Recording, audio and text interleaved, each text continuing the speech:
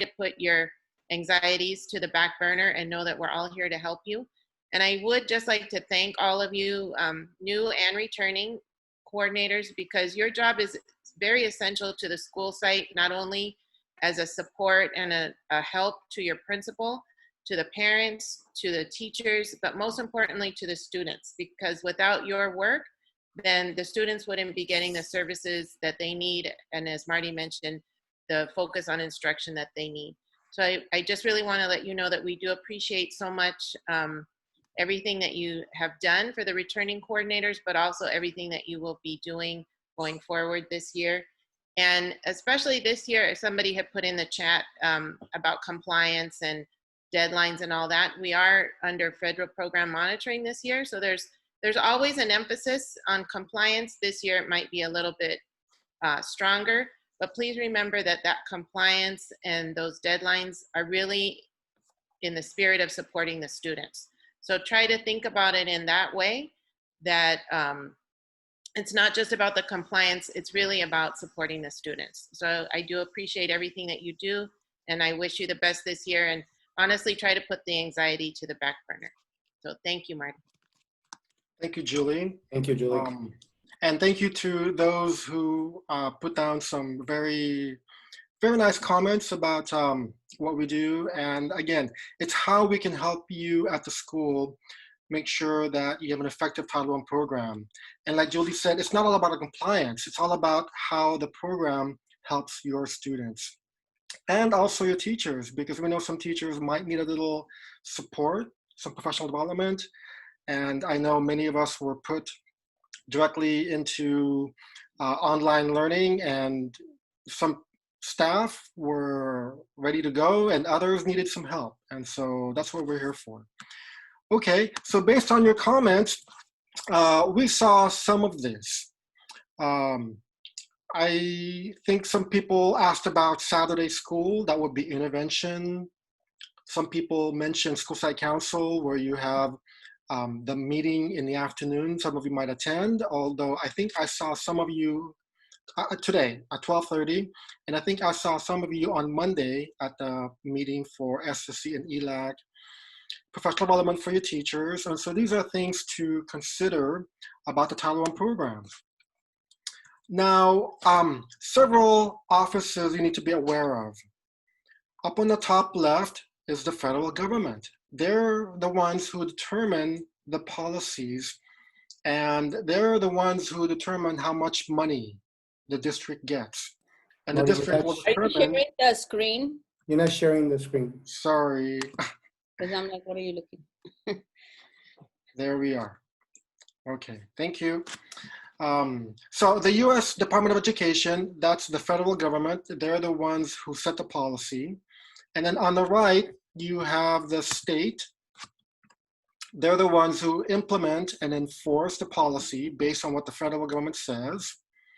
Now, Simpson & Simpson, by law, the district has to work with an outside company, and these are accountants. And what they do is they audit school documents and district documents, make sure everything goes as the law says. There's also the OIG. They're the ones who do investigations for any kind of fraudulent activities. Federal and state, that's our office that we work with, and we meet with them about once a month, and they provide guidance on how the district should implement Title I programs at the schools. And then the UCP and equity offices, they're the ones who monitor that programs are functioning the way they should be. All right, and just a reminder that some of these offices do take anonymous phone calls. If they feel there's any kind of abuse or fraud, they will investigate. And so I'll give you a second to look at this cartoon.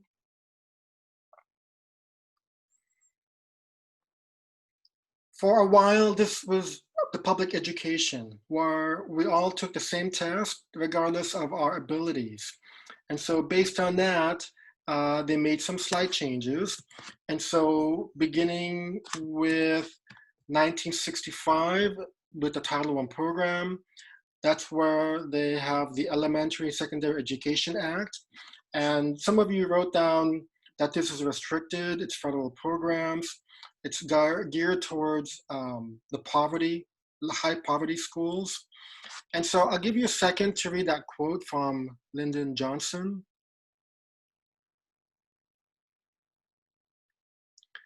And I think that's the purpose of public schools, is to educate our students, to give them the tools they need to move forward for their career or for college. And so how do we implement that? Based on the Elementary Secondary Education Act, these are the three main components that we in a Title I office make sure goes forward. So it supports education for low achieving students. And how do you identify them? Based on those assessments. Second bullet is also to provide an education to close achievement gaps. And so providing supports that are necessary for those students. And like somebody mentioned on the chat, the focus is low income students. That's how we get our funding. Now, some of you may have seen these images before where equality might be good for some, but you see it doesn't help them. When you provide equity, yes, based on their needs. But then the Title I program, just like what President Johnson mentioned, is to get them through the door. So get the kids in. So after so many years of public school education, we're hoping that the kids are ready for college or career. Now, moving forward from 1965 to 2015, just a few years ago, they reauthorized the law to now what is called Every Student Succeeds Act. Now, some of you might remember before that, we had the 2001 law, No Child Left Behind. And so with the reauthorization of the Elementary Secondary Education Act, the focus is those Title I program funds. How are they being expended? And these are the two main bullets from that Every Student Succeeds Act in 2015 to help student achievement. And so by looking at instruction, how are teachers teaching, looking at assessments, how are students doing on those assessments, and also looking at your federal funds, how that can upgrade your school program. But the focus is how those students are being assessed. And looking at the Title I program, there are two different programs, but we'll focus only on one, school-wide program. Now, the other one is called Target Assistance School, TAS. All of our schools are school-wide, so we're not going to spend much time talking about the Target Assistance Schools. So here is a school-wide program, three main components. All Title I schools must do a comprehensive needs assessment by looking at data. That data could be qualitative or quantitative, so referring to assessments or maybe surveys, looking at data. And then second is to have a plan. Every one of your schools has a school plan for student achievement. And you will be in the forefront of helping school site council write the plan, but also to implement the plan and to evaluate the plan. So we have several factors that we're going to address about the school plan. And then the final bullet is every year, the school plan has to be revised and if necessary, make any changes. So here is a table of how school site council is involved in the school plan. We talked about the comprehensive needs assessment by looking at student data. Based on that, you will develop objectives.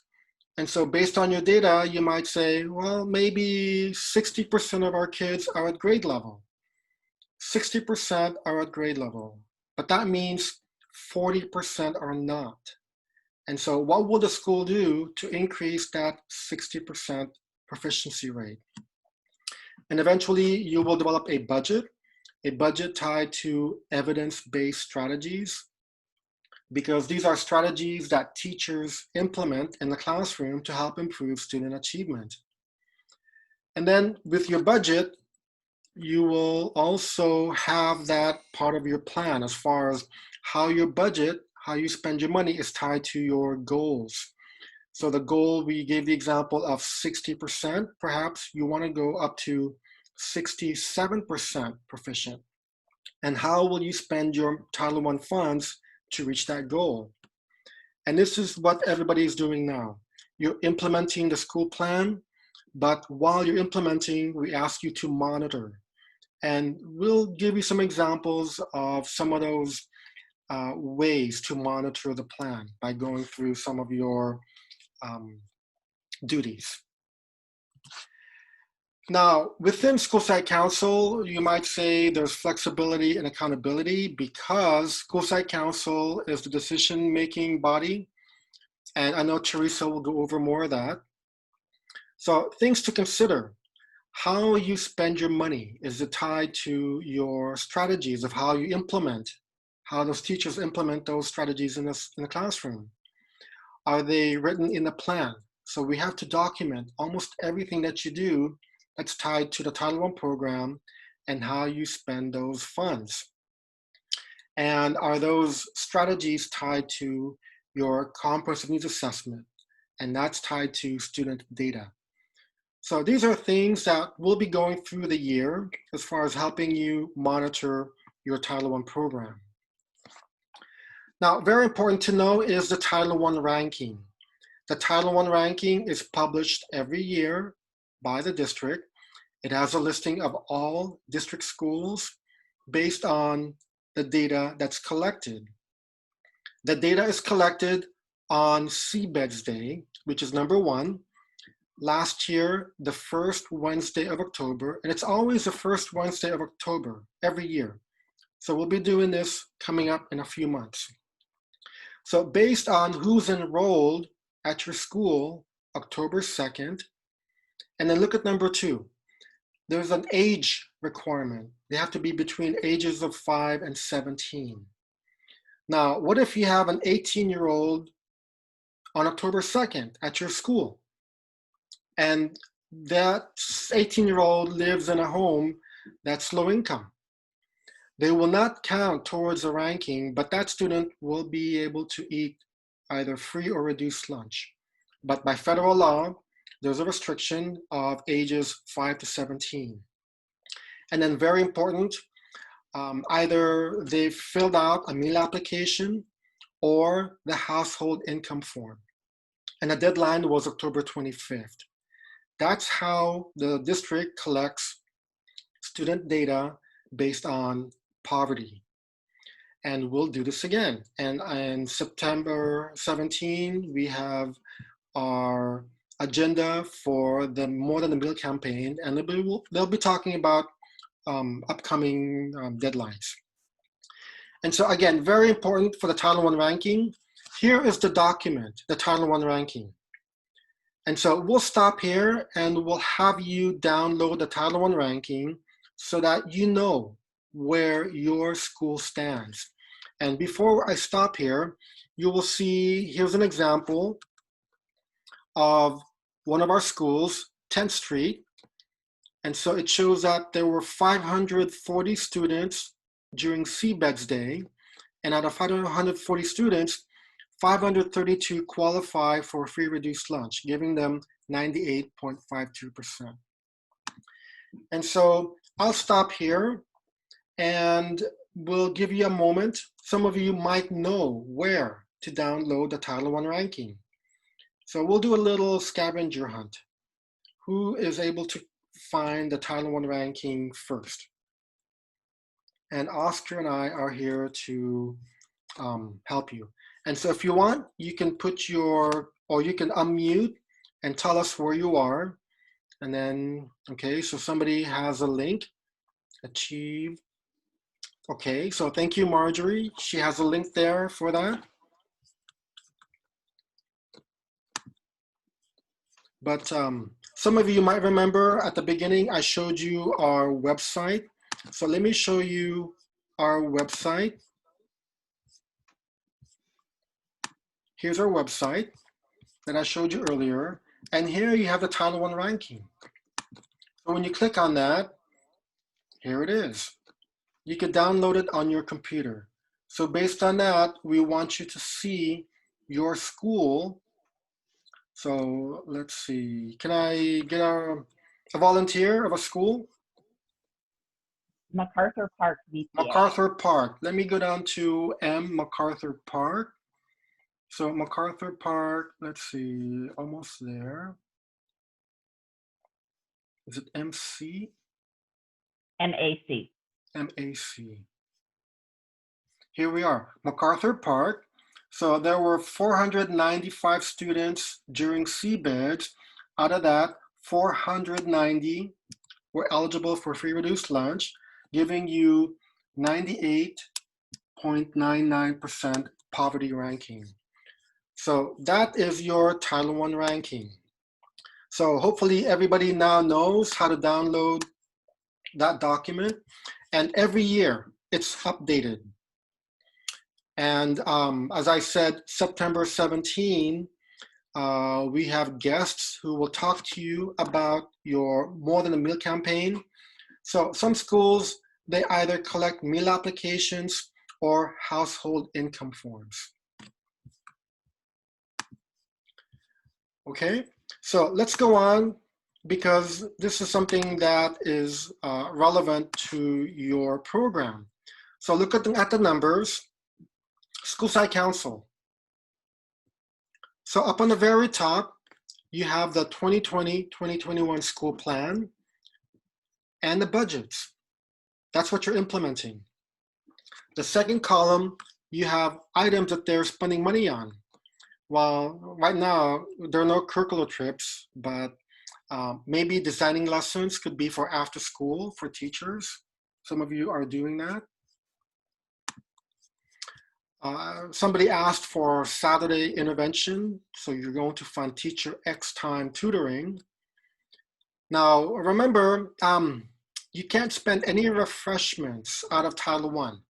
So we suggest that you use other program funds to buy coffee when you have meetings. But now with the Zoom meeting, it's unlikely that you'll have any refreshments. Now, looking at this, you have the 2019-2020 SPSA evaluation that we will be going over at our next meeting, September 17. And then down below, you see we have DIBELS, surveys, LPAC, attendance. These are all data sources that schools use to determine how students are potentially improving. Now, another important thing to consider, because somebody mentioned Title I has restrictions on expenses. So it's called the Title I cost principles. What you spend your Title I money on has to be necessary to meet your goal. And the example that we gave you, 60% of your students are grade level, and you want to increase it to maybe to 67%. So what would be necessary expenditure to meet that goal? Next one is reasonable cost. And so right now I'm using my MacBook. My MacBook probably cost about $1,200. It does a lot of work. But then at the school site, think about a $1,200 MacBook compared to a $400 Chromebook. Can a Chromebook do as much as a MacBook? It can do a lot, but if you have $12,000 in Title I, how many MacBooks can you buy compared to how many Chromebooks you can buy? So think about those expenses. The other one is allocable. It must be allowable. And there's a document called Estimated Rate Sheets from Budget Services that tells you what you can buy. And federal and state, they have a list from the district warehouse of what you can buy from the warehouse. And also you can work with other vendors like Apple or Ari Jones to buy technology. And then the next bullet is must not be prohibited. So my example is conference attendance. Can you send a teacher to go to New York for a conference? Well, if SSC says it's mandatory, probably, yeah, you can do that. Now, are they flying to New York business class or coach? Most likely coach. Are they staying at the Trump Hotel or the Best Western Hotel in New York? Probably the Best Western Hotel, maybe at $200 a night. Okay, so these are things to consider because yes, you can send teachers to conferences, but think of the expenses. And it has to be in your plan. It has to be written and documented in your plan. So think about how your Title I program supplements your general program, not supplant. So the example is your norms. If the district norms your school 25 teachers, then you have to fund 25 teachers. You can't fund 24 teachers out of your general programs and use Title I to pay for that one teacher. So you have to meet your norms. This is an interesting image because as you see up above, these are things that Title I schools in the past have purchased out of Title I programs. And so we know that instruments are not allowable, lumber is not allowable, no golf carts, but look at the staffing. You can't use Title I to pay for the dean position or the testing coordinator because these are requirements. So what is required by the district or by the state, you cannot fund. And interesting there, the ballroom dancing contract. I think that was like $5,000. And so what happens when the schools paid for this? Sometimes they were discovered a year or 2 years later, and to pay back thousands of dollars. And so again, your job is to advise the principal. And so these are things that you should not be funding. Now, remember the Title I ranking, you had a number of students.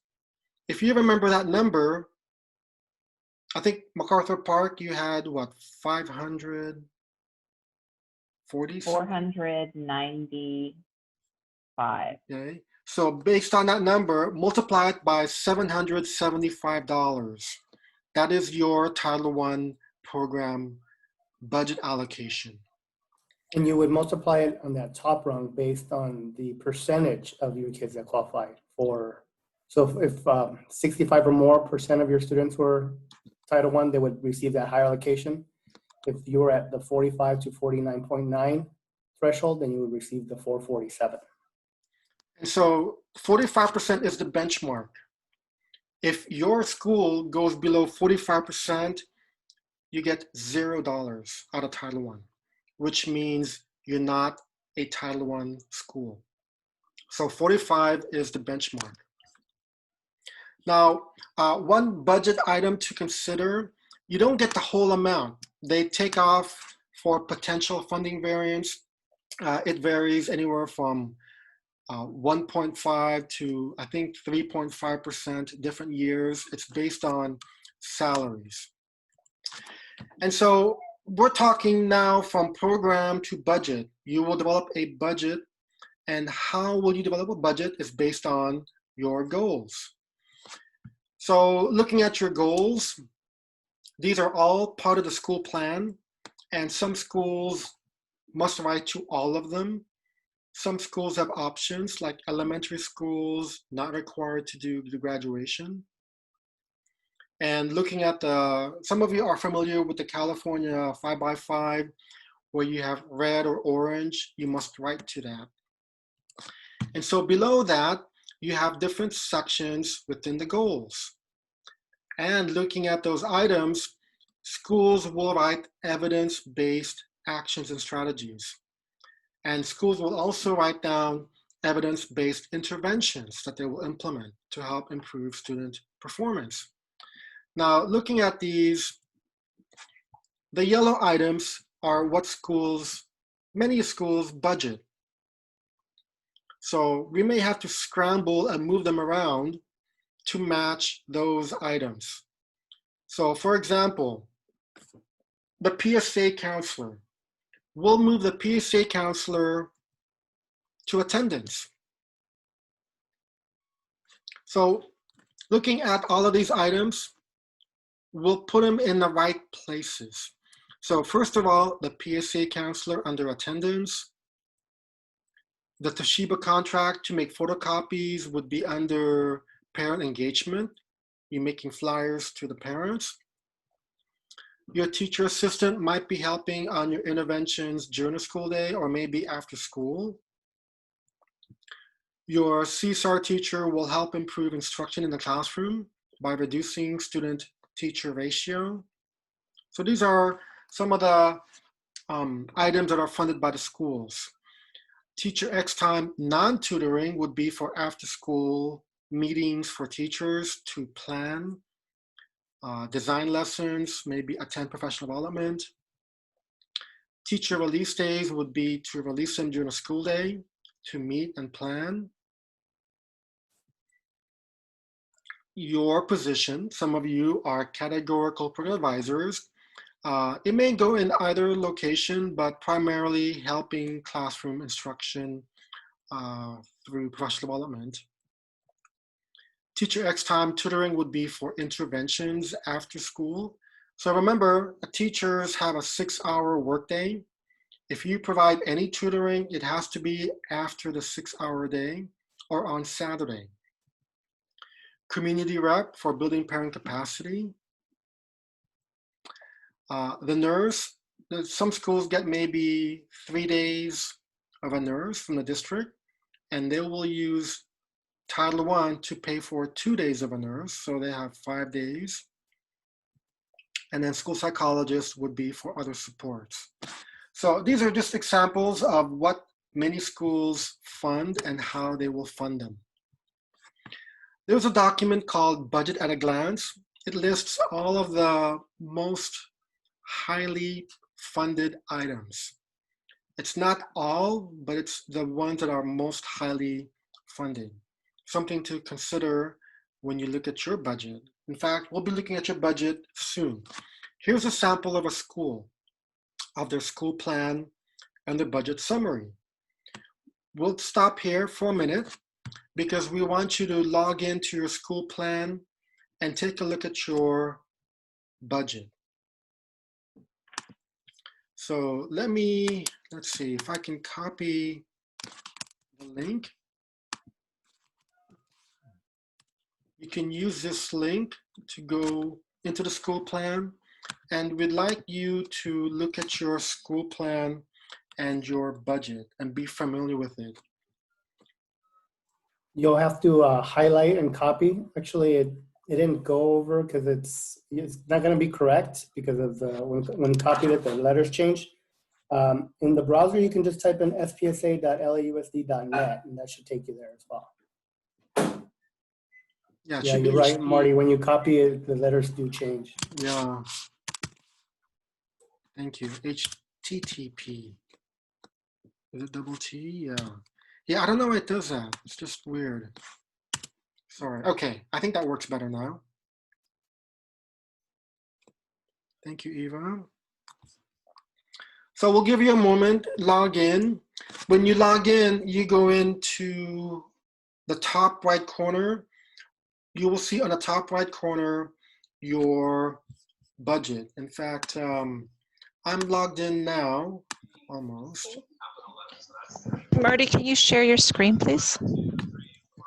So here's the login. You can see my screen. I have my username, my password is already in there. I log in. So when I go here, I go to SPSA, and then I go to current year 2020, 2021. You notice that Oscar and I can see all the schools. So can we get a volunteer school so we can look at your budget? You go to volunteers. Sorry? Estrella. What school? Estrella. Estrella. Let's go to Estrella. It's on page 2. Estrella. Okay, so when we go to Estrella, here's their plan. Up in the top right corner, you see the dollar sign. We Mhm. click on the dollar sign, and this is how Title I money is being spent. So they have out of your EO46, there's a differential for a couple of teachers. There's tutoring by teachers for students after school, teacher release days, some teacher assistants. There's a PSA counselor to deal with attendance. There's one Marty, of a this is nurse. Judy. Can I Sorry. interrupt you really quick? Yes. So there, in the chat, there's quite a few people that are not allowed to sign in. Could it be because they are new and they haven't been provided access to this? That's possible. That's possible. That their principal is the only administrator at the school that can give them access. We Okay, so cannot give them access. So contact your everybody- principal. everybody should practice now. And then if you are not able to receive access, then you'll have to connect with your principal, as Marty said, but connect today if possible. Thank Correct. you. And Thank you. by going to the school identification, let me go here. We suggest that, okay, so Paula, thank you for joining us. The principal can select the SBC contact. Only the principal can do that by clicking on the person and looking for the name. So we recommend the principal designates you as the SBC contact, and you will have access to the school plan. How do I remove that name? If that's a, There's a trash can here. It's gonna be a new person there. That's why I'm here. There's a trash can you can delete. Now Okay. remember, I can only view. So you as a principal, you can make those changes. I don't have access to that. So there's a trash can. Oh, okay. Okay. So Julie made a good point that if you can't log in, that's because you have to ask your principal to give you access. Access to the school plan, but also to designate you as the SBC contact.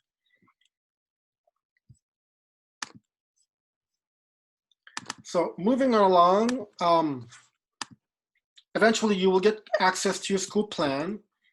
Something that we will go over in future meetings. We'll spend very little time right now on this. This is called the budget signature form. It's also known as the BAR, budget adjustment request.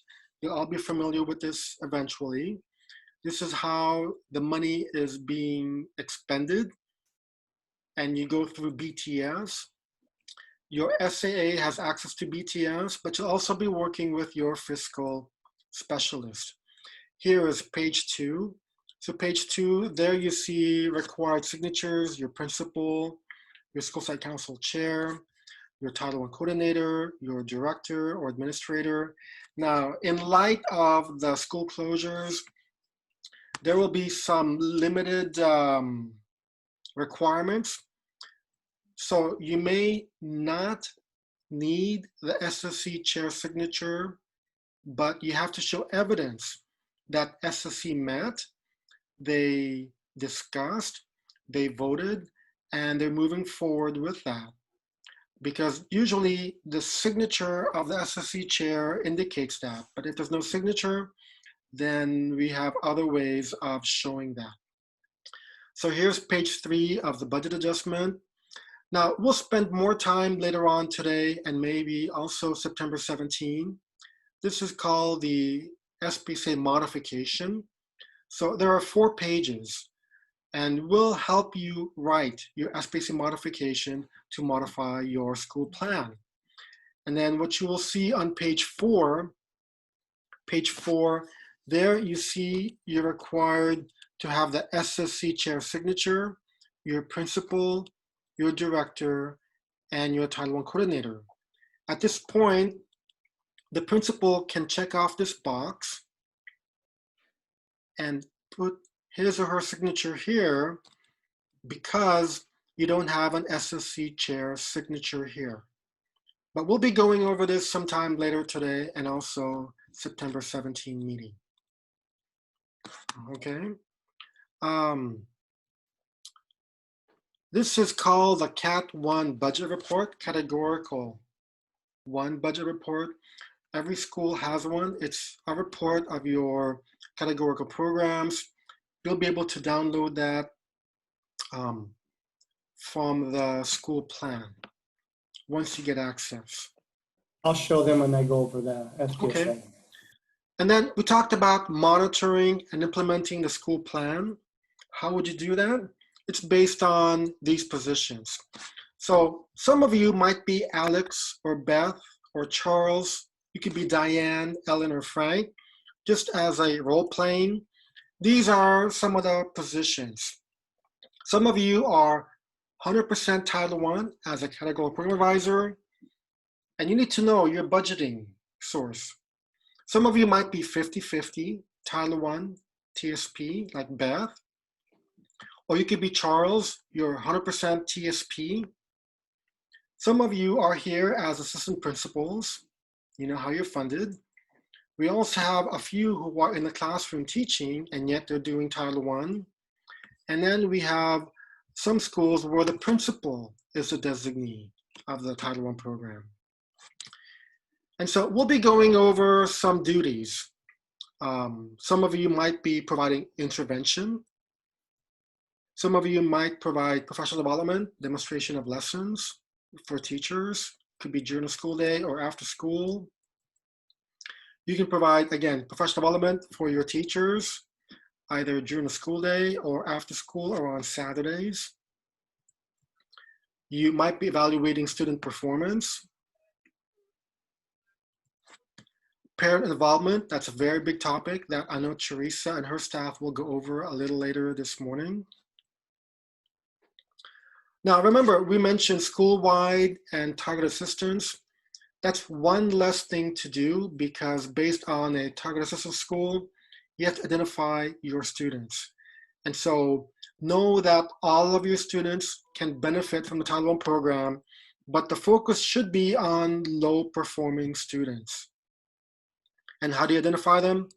Based on data. We talked about monitoring expenditures. We want to make sure that if you budget a certain amount, that's all that you spend. And so you'll be working with your SAA. SAA will be going to a training on how to use control sheets. This is an image of a control sheet of how budgets are being expended. Distributing materials. So here we have document readers, LCD projectors, computers, and books. So that's part of your job duties. Also providing information to your staff about your students. So whether it's attendance or it could be DIBELS data or other assessments. Some of you buy Achieve 3000 or Accelerator Reader, different programs. Maintaining current records of your students. Again, whether it's data or attendance data, assessment data, interim assessments.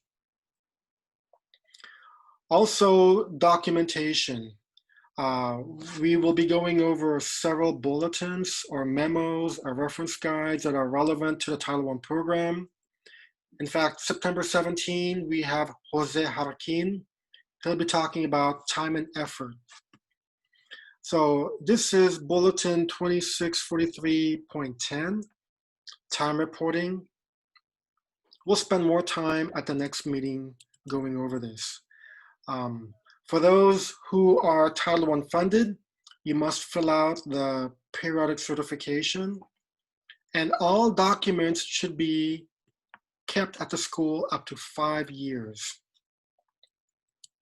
Here is a multi-funded time report for those who are multi-funded. And again, this might be seem confusing right now, but we'll spend more time. This is just an introduction. We'll spend more time at future meetings in depth going over some of these. And then eventually your principal will fill out the assurance. This is done twice a year. Okay, so again, just documentation, just to get your introduction. We talked about the categorical inventory, the CEI. Some of you have already submitted it. Some of you are still working on it. We'll spend more time later on, but this is due September 11. And some of you have already submitted your CEI. Part of the equipment, you have to have red labels. So you see red labels on any equipment that costs $500 or more. Now we recommend putting red labels on those items that are less than 500, like your Chromebooks. You will be assisting your school site council in writing your plan. Now, it shouldn't be you, the Title I designee, writing the plan. It should be you supporting your school site council, working with your principal, working with your parents, working with your teachers and parents on how to write your school plan. So we're hoping that eventually you will have access to your school plan, asking your principal to give you access and making you the SPCA contact. Now, something to think about. You see here, we have 3 years worth of school plans from 2019-2020, that's last year. You have the middle section there, 2020-2021, and then looking at next year. What we'll be doing is, on the left, you will complete the SPCA evaluation from last year, and that's on our agenda for September 17. For the middle section, you are currently implementing and monitoring your school plan. And then sometime in November, we will begin writing your 2021-2022 school plan for next year. And again, part of your job duties is that you will assist school site council in writing those plans. Other duty is to work with your parents with your policy and the compact that I know Teresa will go over more in depth later on this morning.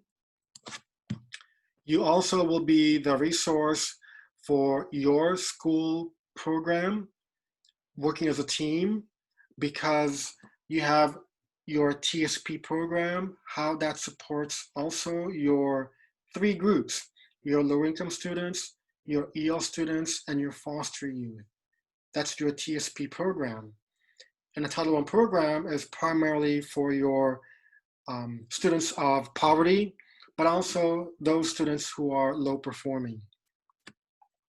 Now, all those came from this one page. These are your duties. And the focus is to provide direct services to students. Direct services is how they directly are affected in the classroom. So direct services, again, providing support for students in the classroom. It's also providing support for your teachers and for your parents. Could also be buying materials for the classroom for student use. Could also be providing support for teachers after school by providing data supports to your teachers. All right, so the focus is direct services, even though there might be some indirect services that might be implemented. So here's some examples of different positions that schools fund, and they provide direct services. And looking at your budget, some of you may have these positions expended in your budgets. A very important document, just to introduce you, is the 2020-2021 School Plan for Student Achievement Program Handbook and Budget.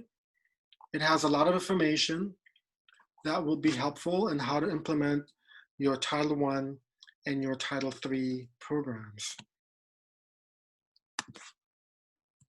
So these are some of the items within that handbook. There are some guidelines, how to budget certificated and classified staff. We talked about professional development, teachers going to conferences. So buying technology, equipment. We mentioned that in the federal state education programs, there's a website where it lists all the allowable items. And we mentioned time and effort. Oscar later on will go over the cheat sheet. The cheat sheet is a 2-page document that kind of helps you spend your money and how you can spend it. with your travel card or your Imprest or your P card. Some of you will be going into the shopping cart as you work with your SAA. We'll be going over some of that as well. So just going over our agenda, these are items that we will be going over, some in-depth and some cursory. But again, some of these items will be followed up at our September 17 meeting. So just a reminder about your support based on your COSA or your director. That's how you can contact us. And then let me just go over this morning's objectives as far as helping you implement an effective Title I program for your school by using some of the resources. And so right around 12 o'clock, you will go back to this link and we'll have you sign out. Okay, so this is pretty much the end of the introduction to the Title I program. I know I talked a lot, but we also had some moments where we stopped, we looked at documentation, and that's going to be pretty much our meeting. Hopefully, we don't do all the talking. We're hoping that there'll be some discussion for you to share out. Okay, so before we move on to our next item on the agenda, some of you were asking questions, and in fact, some of you were responding to those questions, like, what is COSA? COSA is Community of Schools, and it's based on the communities and the locations. So if you have a question, maybe you can raise your hand or you can unmute, but we may have to kind of go in order based on, are there any questions? Or some of you are putting down your questions on the chat. Marty, I answered a lot of the questions. The primary questions that I saw, a lot of the schools were asking about their CEI. And I told them that they can email us and we can send it to them. And so that was the primary questions. I think I addressed all of the questions that were posted in the chat. If there's anybody that did not get an question answered, please let us know now by unmuting yourself. Oscar, And this what is we'll do Julie. is Go ahead, Julie. So I'll just mention, so the Community of Schools Administrator, they refer to them as a COSA, which I'm not sure that's the greatest nickname, but anyway, Community of Schools Administrator. They're in charge of the community of schools in their geographic area. So we have 6 in Local District Central. You need to know which community of school you pertain to, and you should know the name of your Community of Schools Administrator. So if you don't know that today, that's homework. You can ask your principal. For sure, the principals will know. And the position is sort of analogous to the director that you might be familiar with from last year. However, they do have more responsibilities than the directors did last year.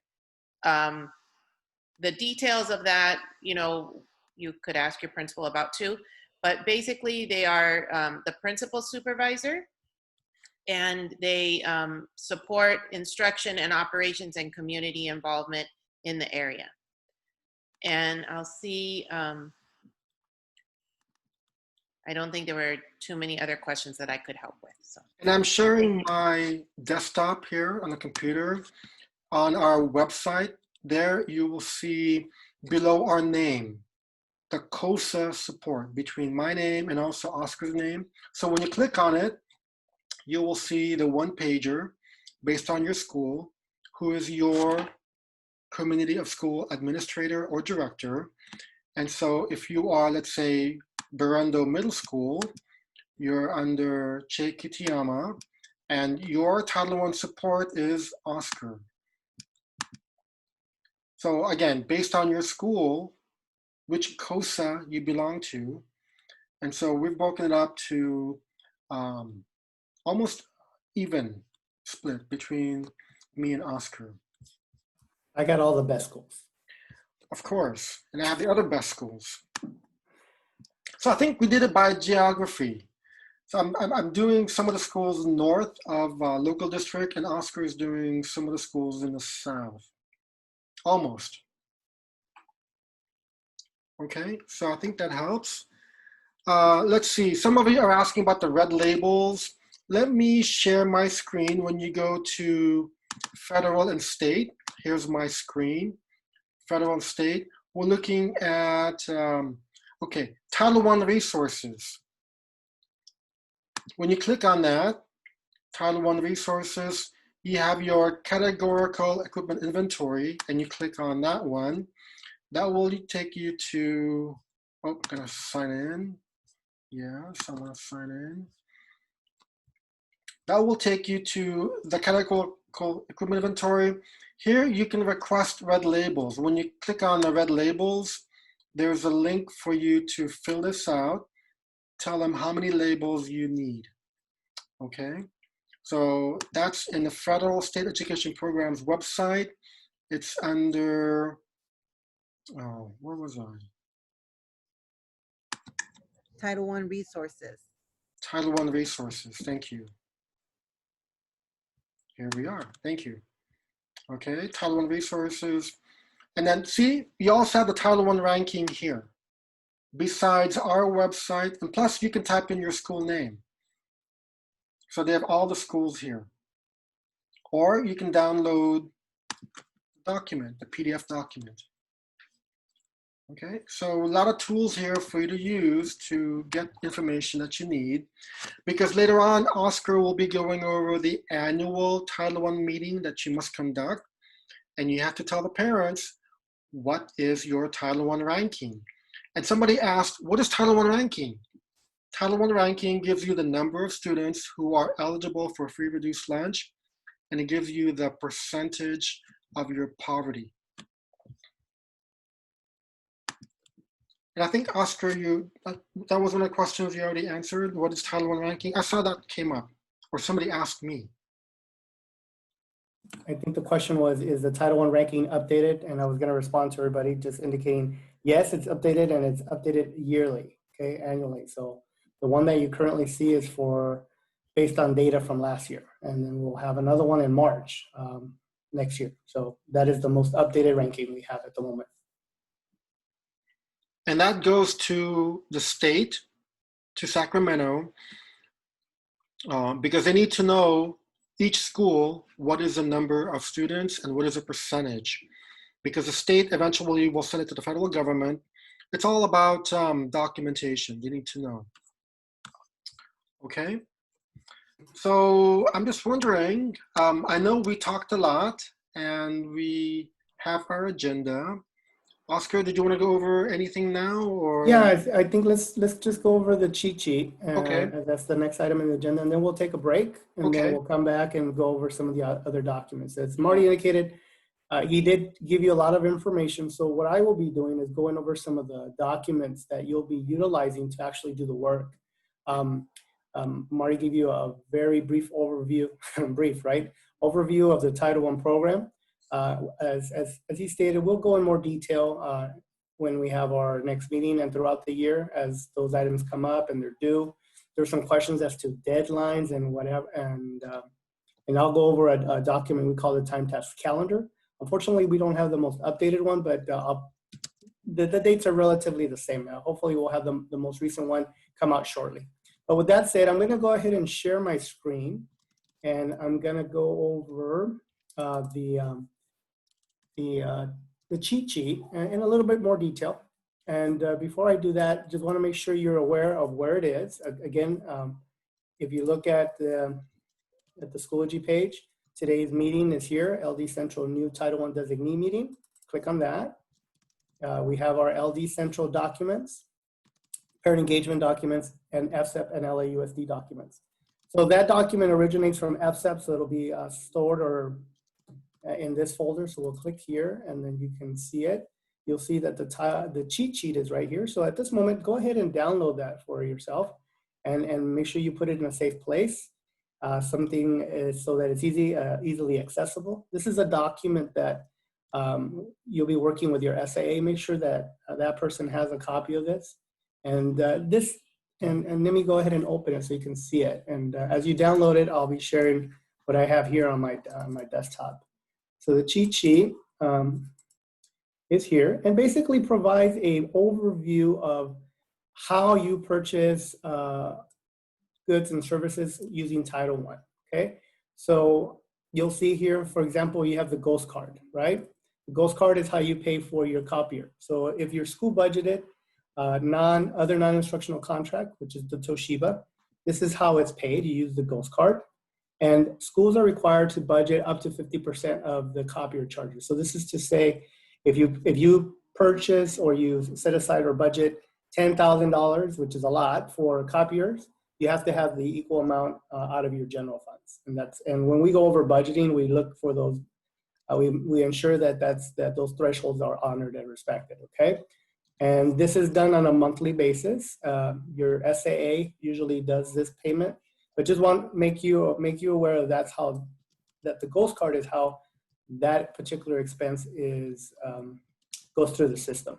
And then you use that information to monitor to make sure that every month, if it was $100 for Toshiba copier, and then $50 go out of Title I and $50 go out of the other funding source. Okay, travel card is what you will use to if you're going to pay for conference expenses. And again, this is if you look at here, you'll see all of the requirements when you're going to be going on a conference or you're sending a school staff member to a conference.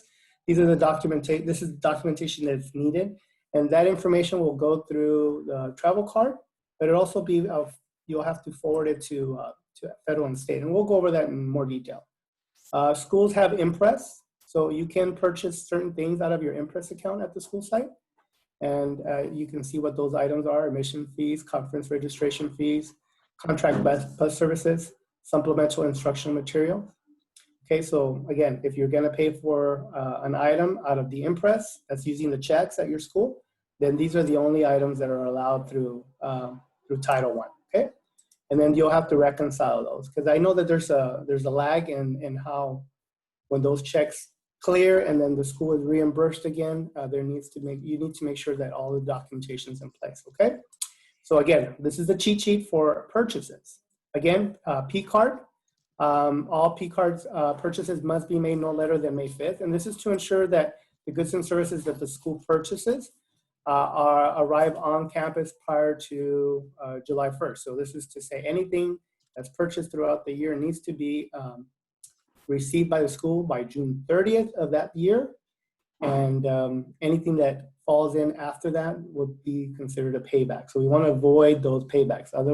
Another explanation for a payback would be that you're paying for it out of Title I because you're using that money, and then in the subsequent year, you're going to have to pay for it again. So it costs twice as much. So you want to make sure that whatever you purchase arrives at your school site by June 30th. And again, P card expenditures that can be reconciled are admission fees, conference registration, SIM, contract bus services, and this is actually an item that's probably not going to be utilized right now. But we'll go into more detail as to the requirements of contract bus services. You have your software license maintenance, other books. These are PD books, reference materials for students, books for the school library. Let's see. Now, shopping cart. Okay, so things that go through the shopping cart. You have other books, general supplies, M&O supplies, SIM, non-cap equipment, travel and conference attendance, with maintenance of equipment. So all of these are the items that can be purchased through the shopping cart. And the way that works is your SAA enters the order. And in order for us to process and approve that order, we have to have documentation attached to that order or that shopping cart. The thing we require is to make sure that you provide the SPSA pages where that particular expenditure is referenced. You need to attach a quote. And the quote, and that's pretty much it. So if it's there and all the language is there, I'll be able to go in there and say, okay, this is approved. The SAA receives a notification from myself indicating that it's been approved. And then once they do that, they can go ahead and finalize the process through procurement. And then the goods and services will arrive by hopefully before June 30th, by June 30th, no later, right? And then the school must do a receiver to ensure that that the goods were received and it doesn't trigger a payback, okay, in the subsequent school year with your general funds. So again, this document is very important as it'll help you monitor expenditures. It'll make sure that one, we're meeting the arrival deadline by June 30th, and to avoid those paybacks, which is very important. We don't want to pay for this twice, and you don't definitely want to use your general funds in a subsequent year because that's taking away resources from your students. So again, very important document. Make sure that you have this available and you share this with your SAA if they don't already have it. And then the last piece here is expenditure travel transfer requests. One of the processes that happens, sometimes schools will buy something that was supposed to be purchased out of Title I, but they purchased it through general funds. There is a process that allows you to transfer those expenditures from, say, TSP or general funds into Title I.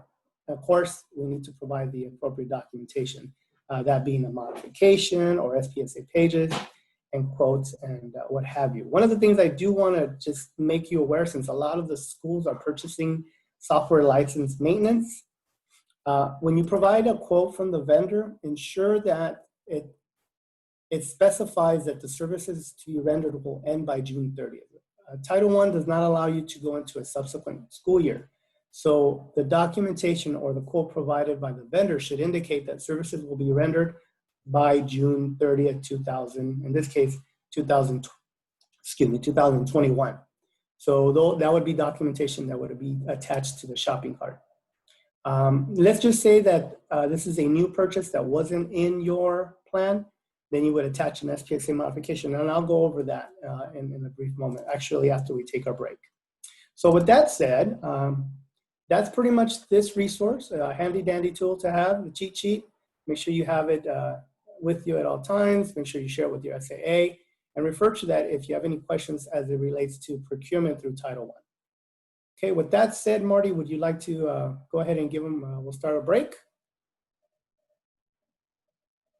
I think you're muted. Yes, we can take a break now. Okay. It is 9:50. Let's meet back at 10 o'clock. Okay. Thank you, everyone. All right. We'll see you in 10 minutes.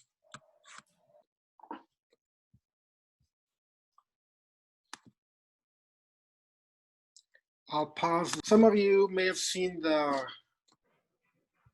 chat that I uploaded that PowerPoint presentation from this morning. You may view it at a later time, so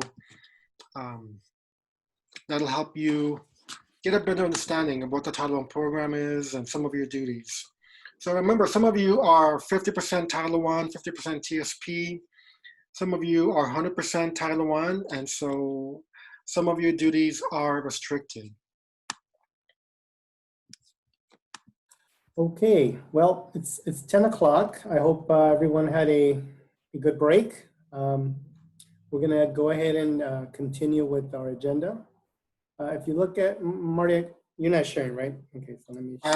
No, but I can. I'm gonna share my screen. No, I'm gonna share my screen. Okay. Okay, so let me get back to where we were. And let's see, so the agenda, we're gonna go over the following items. The SPSA, we delved into a little earlier, and I know that some of you did not have access. Hopefully you do now, but if you don't, you'll still be able to follow along. And then we'll go over through the SPSA modification and budget adjustment process. I'll go over the annual Title I meeting, the time task calendar, and then we'll delve into a little bit of the FPM. So with that said, let's go ahead and transition to the next item, which is SPSA. And what I'm gonna do is I'm gonna take you to the website. And hold on one second. I'm gonna go to the SPSA, and you have the landing page that you saw earlier. So I'm gonna log in, and I'm just gonna kind of go over the structure of the SPSA.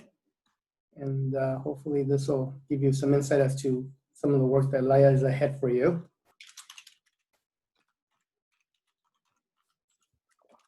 For those of you that are able to log in, please note that we have been having some technical difficulties. Sometimes you go into a page and it's gone, it's blank, it's empty.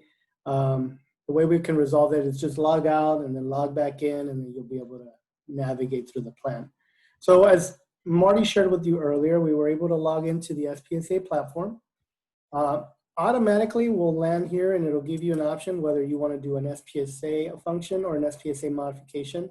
We only have a few schools that are on the SPSA modification as a pilot school. We're implementing that so you can do these SPSA modifications online. So the bulk of you, or the vast majority of you, will not have access to that, just a few pilot schools. It defaults to the current year. So if you wanted to go back and look at prior years, they are there for you. But we're gonna focus on 2021, which is the current year. Oscar, I'm sorry to interrupt. Are you still showing something? It still has the agenda on it. Oh, I'm sharing. Refresh. Can everybody see my screen or no? It's the agenda. That's odd. Let me close out and then go back out. Because I'm working on the platform. Hold on one second. You probably have to choose the right screen to share. I did. Let me see. Let me try again. I'm going to stop sharing. I'm going to share again. And I'm going to go in the platform. Let me see. Can everybody see this screen now? Yes. Okay. Yeah, you're there now. All right. So I'm just going to back up a little bit. I'm going to go back to the landing page. So that's where everybody was, or should be. I'm going to log in, and then you'll be able to see what we see. You guys will see a more condensed version, but we see all of the schools, and you will only see your school. Once you have this information in front of you, can I get a volunteer school so I can kind of go through that? Anybody? Commonwealth? Yeah. Commonwealth, I heard. Okay, so I'm Yeah. going to type in Commonwealth. All right, and here it is. And the way I like to access it is I click on this little link here. You can click on the name, but this works for me. So I just click on this little graduate, and it takes me into the school identification page for that school. Here you'll find information regarding to the school, the principal, the SPSA contact. For those of you that are new, if you haven't been already added as an SPSA contact, please remind your principal to do that. They basically click on this little button here, they search for your name, they select you, add you, and then your information populates, okay? So if you're not listed as the SPSA contact, please share that with your principal and he or she may be able to help you with that, okay? So on the left-hand side, you're gonna see many tabs, and I'm gonna go through most of them just to give you an indication as to how the SPSA is structured and what we're looking for or what we see. And then as we finish this year and we begin the writing process for 21-22, you will be starting a clean slate and you'll be working on your SPSA. A lot of the information will migrate to the next year, such as positions. All of the strategies will come over, and then you'll go back in there and edit as needed, okay? So with that said, let's see. We'll go to school identification. We're already there. Recommendation and assurances. This is the page where once your SPSA is developed and it's approved, this is an area where the ELAC signs, where the SSC signs, and where the principal signs. So this is basically an assurance that everybody that was supposed to be involved was involved, and the appropriate signatures are there. Oscar, you may want to emphasize e-signatures. E-signatures, yes, thank you, Marty. And you see that there's a little box here that says e-signature, e-signature, okay? Then funding allocated to school, you'll see where the money came from. So for example, for this school, Commonwealth received $403,775 from Title I, SO46. And then that percentage of that was set aside for parent involvement is 5731. Okay, and then as we go through the year and we receive maybe a second allocation, you will see those numbers fall in here. Okay, so that might come in August. August, September, October. We'll see. Okay, so then we'll move into the school mission and vision. This is where this information will also populate to next year. If there's a need to edit this information, is here. If you look at box 4, this is where we list our Title I ranking. Okay, and you saw that document earlier. So this is where that information is put on the SPSA. And again, remind you, the SPSA once approved it's frozen and it's put on the school finder link, and it's available for the whole world to see. Okay, so this and that'll go over as a PDF, and I'll show you how to generate a PDF in a few moments. Okay, so that's school mission and vision. Comprehensive needs assessment. This is where you document the self-review process when you meet with school site council, with your ELAC, grade level teams.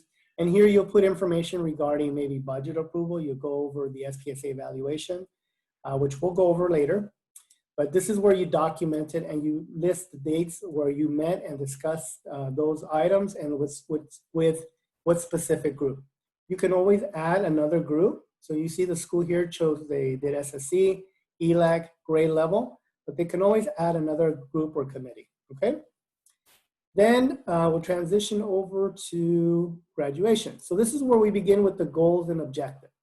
And you'll see here we have graduation, ELA, mathematics, EL programs, parent community, 100% attendance. As it relates to Title I, Marty and I review graduation, ELA, mathematics, and attendance. Our ELD person will review this area, and then our PACE administrator will review this area. Marty and I also review this area now, which is new this year, which is the resource inequities, evidence-based interventions. And I'll go into that momentarily. So just kind of want to give you a brief understanding of how the plan is structured. And for the most part, all of the goal areas will have an area for data. And this is the data where you indicate what data was utilized. These are required questions that are required to be answered. And these are your key findings, areas of need for improvement, determination if the school met its measurable objectives. If it did not, what do they plan to do? And if you're not addressing this one, then you would indicate your NA. Here, you'll see that Commonwealth, I don't know if it's, I don't see a measurable objective here. I'm pretty sure that, but Marty, you reviewed the school. Should they have one here, or is it that it's a glitch in the system? Because it looks like they did address graduation, but I don't see a measurable objective. No objectives. Yeah. Okay, so this is, right here, you would see a measurable objective. And I'll go into a school in a little bit, or maybe in one of the areas you can Maybe see what that looks like. Yeah, what that looks like. So then Marty touched on this a little earlier today as far as the structure. Remember when he did that little scenario where you have lesson planning, you have effective classroom instruction, interventions, and he kind of matched up where those positions would go? This is what he was referring to. So you see here, this is lesson planning and data analysis. This is where you as a school would list any strategy that's main focus is for lesson planning, data analysis, professional development. This is where you write your strategy. This is where you indicate the dates as to when that'll happen. It might be year long. And then here's a measurement of how you plan to measure that strategy. And I'll go over that in a little bit. And then on the right-hand side, this is where you put a funding source. So for example, I see here CPA advisor, blah, blah, blah, right? Here's the way it's measured. If you were gonna fund the CPA, this would be a good place where you can add the CPA position here. And then this language here would support this expenditure, okay? Now going down, you see effective classroom instruction. These are strategies that talk or speak to areas of instruction. This might be where you delineate a strategy for maybe a CSR. You might delineate a strategy for TA. And if you were funding it, you would indicate it here. For interventions, this is the next area. This is where you might delineate a strategy where you want to have a Saturday or an after-school program. So again, strategy, measurement, and if needed, a budget item, okay? And then lastly, this is the building parent capacity area. So this is where you would delineate a strategy that emphasizes on what activities are in place at your school that reach out to parents and try to engage them in helping them support their students at home. So it might be a math night, an English night, where you bring in parents and provide training to them so that they can better support their students at home. So that was graduation, okay? So now we transition to ELA. You're gonna see that the structure is basically the same. And yes, it looks like it is a glitch. So let me log out real quick and then log back in. And then I just wanna make sure I can you can see that. So I apologize for that. Unfortunately, that happens quite often. Yeah, it used to be a lot more stable for whatever reason. I think it has to do with some of the updates that they're doing. We've been having a lot of difficulty. So in addition to knowing how to navigate through this, we also recommend you have a lot of patience, because it's just, unfortunately, that's the way it is right now. But hopefully we'll get through that. So I guess I'm back in Commonwealth. I'm going to go into ELA. And then you'll see now that the information is there, it's populated. Again, you have your list, your key findings, there is an improvement, measurable objectives met. And then here you'll see the goals, right? One of the things you'll note is a lot of the goals here are referencing the California dashboard. And we'll go more into detail when we start writing plans, and we'll go over what you need to know so that you can generate measurable objectives for the subsequent year. Okay, so they're all here. One of the requirements of the Title I program and the SPSA specifically is that you need to provide measurable objectives for all of your student subgroups that have a red or orange indication, okay, on the California dashboard. So you're not just limited to the California dashboard. You can add goals here for VIBLES or some other, maybe if you're using a software system at your school that has data capability, you can provide that here as a way to measure growth for your students, okay? So this is the area where you would put that in, and you're not limited to any number of goals. When you log in, you'll see here you can click and add a new goal, okay? But again, we'll go over that in more detail later. Again, just to reemphasize the structure here, again, there's lesson planning, there's effective classroom instruction, there's interventions, and then parent capacity. And again, here you'll see examples of where there's a strategy delineated here, a measurement that supports these specific expenditures, okay? Now, let's go ahead and transition over to, I wanna show you math, and then just so you can see, again, same structure, goals, you have your strategies that support lesson planning, effective classroom instruction, intervention, and then parent capacity. Now, the other goal area that Title I reviews is the 100% attendance. Like I stated earlier, EL and parent community, that will, PACE unit and ELD coordinator will provide support for you on that one. So 100% attendance, again, same structure, again, but it does vary a little bit as you get down into this area. You have lesson planning, you have attendance, suspensions, school safety, and other support interventions, okay? So for example, middle schools, high schools that have the college and career readiness, this is where you would indicate strategies to support that. If you have a strategy to support or limit suspensions, school safety, again, this would be the area where you would do that. Any lesson planning to support that, any PD to support that would be indicated here. And then lastly, this last piece here, you have building parent capacity to support 100% attendance, limit suspensions, increase school safety, and increase other supports. Okay, so that's the structure of the goal areas. I'm going to transition now to something that's new for all schools. This is the second year that we've focused on resource inequities and evidence-based interventions. These were primarily set aside for ATSI and CSI school designations, but this year we're requiring that all schools provide this in their plan. Here is basically what we're doing here is we're sitting down with our stakeholders and making determining by looking at data what inequities exist at the school, okay? And then based on those findings, we make a determination as to which inequities will be priorities for the school. We identify those, and then we identify or write a mini plan as to how we're gonna address those inequities, okay? Number 4, we talks about resource inequities that are non-actionable, such as maybe the poverty in the community, social, economical, many other issues that affect the school community, but we have no direct impact on. But we want to make sure if those exist and then having some sort of are causing this inequity that we determined, then we want to identify that here.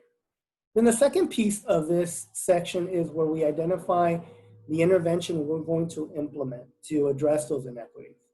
And then we indicate which student groups would be supported in what area, what's the California dashboard areas that are being addressed.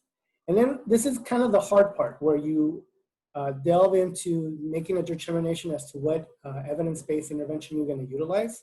You have a couple of choices here.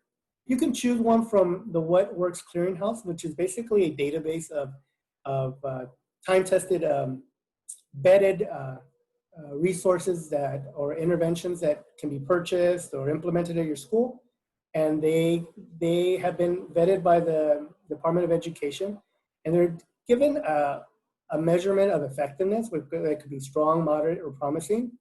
Okay.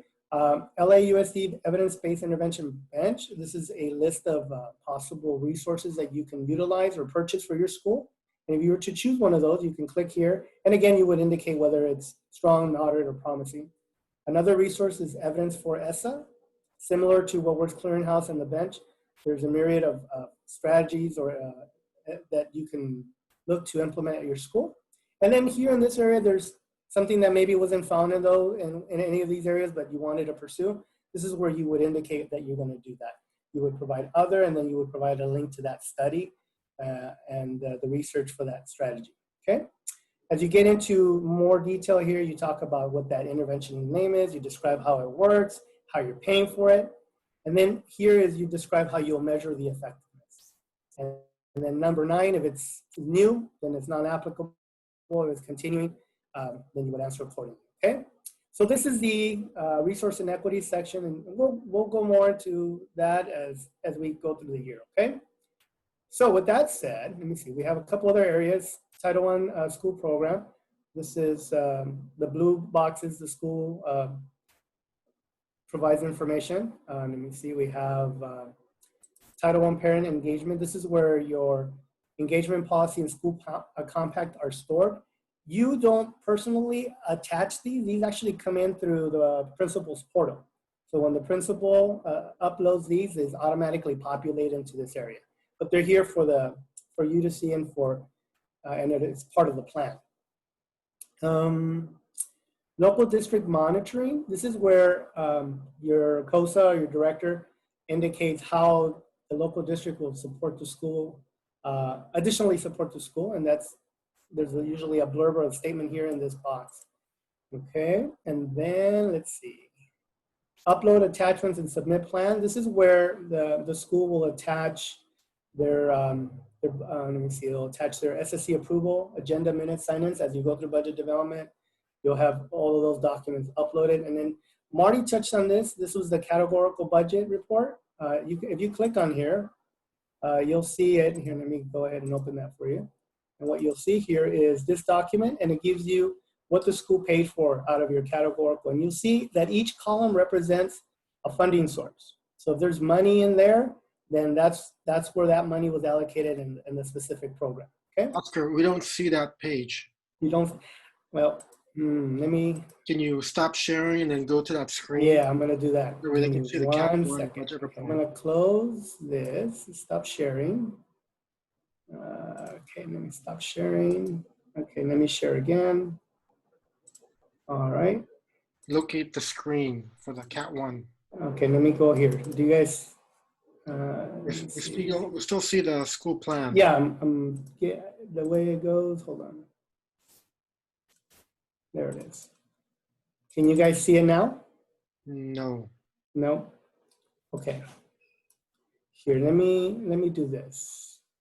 Let me stop sharing one more time, and then let me go share again. And I'm just gonna go directly to here.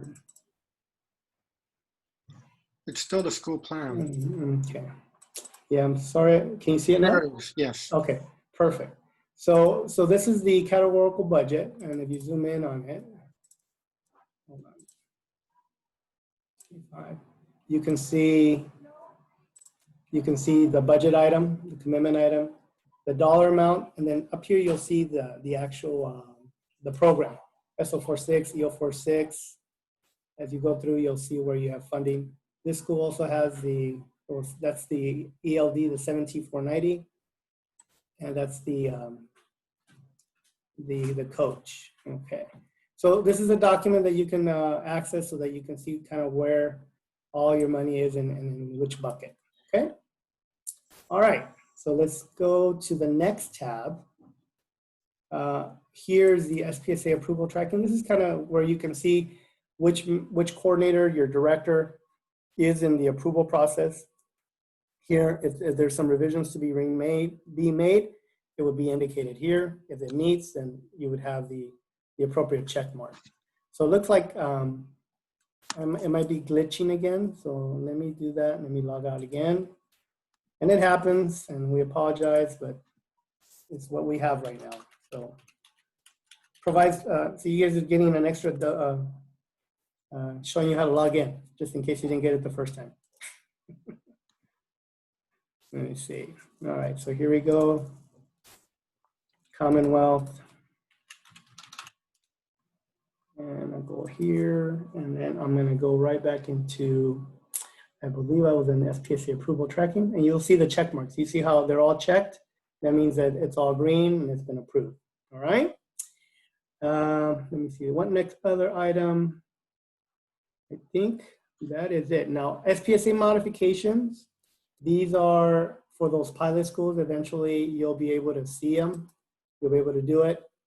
But here is where Marty and I upload your modifications as you complete them. So in the current year for this plan, say you need to move money out of tutoring and move it into software license maintenance, you'll have to do a modification. Once that modification is complete, it's signed by all 4 individuals, and it's approved, and maybe the budget adjustment is attached to it, and that's posted. Marty and I will attach it here so that you can access it, and you'll use this document for what? Well, you'll use it when you want to do a shopping cart. Remember how I talked about some of the documents that need to be attached to a shopping cart before we move forward? We need either the SPSA pages, an SPSA modification, and the quote. So this is what you'll come here and download it, and then you'll be able to attach it to your shopping cart. So when I go in and review your expenditure, all documentation is there, and I'll be able to approve it quickly so that your students can access the resource that you're purchasing. Let's see, SPSA evaluation. So this is something that you'll be working on a little later this year, and we'll be going over that soon. And basically what this is your evaluation of last year. So right now we're in 2021. Last year we were in 1920. In 1920, when that budget and that SPSA was formulated, the schools created measurable objectives. And you'll see that there's one for graduation, ELA, mathematics, EL, parent community, and 100% attendance.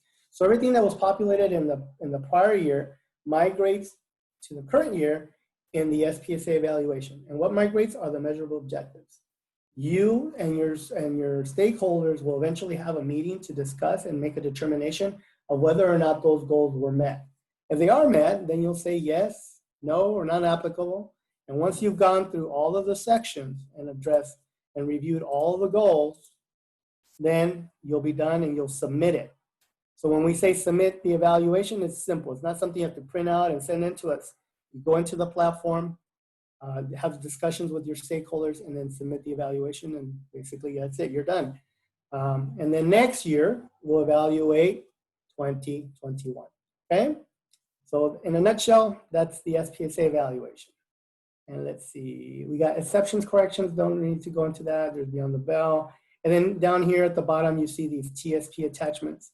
These aren't necessarily related, these are not related to Title I, but they live within this platform because the district wanted to consolidate and have all of these documents in one area. But TSP is something that Marty and I don't have any purview over. That's more director, and then we have Dr. Derek Chow. He's over TSP, so he provides support to the directors, and then the directors provide support to the principals, and then you guys would, as TSP advisors, would fill out these plans. And I'll just click in there so you can kind of see what's there, and they're all there. And then similarly, you have graduation, proficiency for all, 100% attendance, parent community, and school safety. So just want to make you aware that lives within the platform, but it's not a Title I related issue. Okay.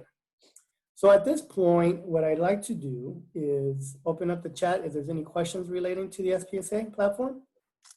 Or if you want to unmute yourself, please feel free to do so. So I'm going to stop the share, and then we can look at the chat as stuff's coming across. Any questions? Am I unmute? I'm trying to respond to some of them. So they were Okay. asking SPC evaluation, some of the objectives that they wrote, if they can make some revisions potentially. SPC modification, we'll be going over more on the SPC modification at the September 17 meeting. So if a school wrote an objective that they will increase by 5 points on some kind of assessment one year, but it wasn't given the next year, so you can't compare because you don't have 2 years worth of data. And so when you respond to the evaluation, that will be your response. Is that due to unavailable assessments because of school closure, the SBAC was not, what would you say? Not available. It's not available. Yeah. Now, if a school did dibbles one year and they do the dibbles the following year, so they'll have 2 years worth of dibbles. If a school purchased accelerated reader, and I know AR, they do assessments of student reading performance, and they do it the following year, then they'll have comparable data. Just like Achieve 3000. Achieve 3000 is a program. They assess student achievement, student performance, and if they do it a second year, then they'll have comparable data. Thank you, Justin. So there was no SBAC administered, and so that will be their response to the evaluation. So you only respond to the question, and if there isn't any verifiable data, you can't make up an answer. You just respond to it based on unavailable data because SBAC was not administered. Okay. All right, so with that said, I'm going to transition into the SPSA modification and budget adjustment process. We'll go over it briefly. So I'm going to go ahead and share my screen. And again, I just refer you back to the Schoology page under this folder for today's meeting. Now, this is also an FSEP document, so that document will live here. For you to download, and it's a Word version. You can download it. And this is what you're gonna do. You're gonna use this document, modify it, and provide information on it, and we'll guide you through that. So I'm gonna give you an example of what that looks like. And let me go back to my folder. So we have our SPSA modification, and here we go. All right, so some of you that are in your second year, you're like, hey, it changed. So it's a little different this year, a couple changes, and we'll go over that. Again, in this area, you'll indicate which funding source you're gonna do or utilize. So if you're doing a budget adjustment for Title I, you would click 7SO46. As Marty indicated, all of our schools are school-wide program.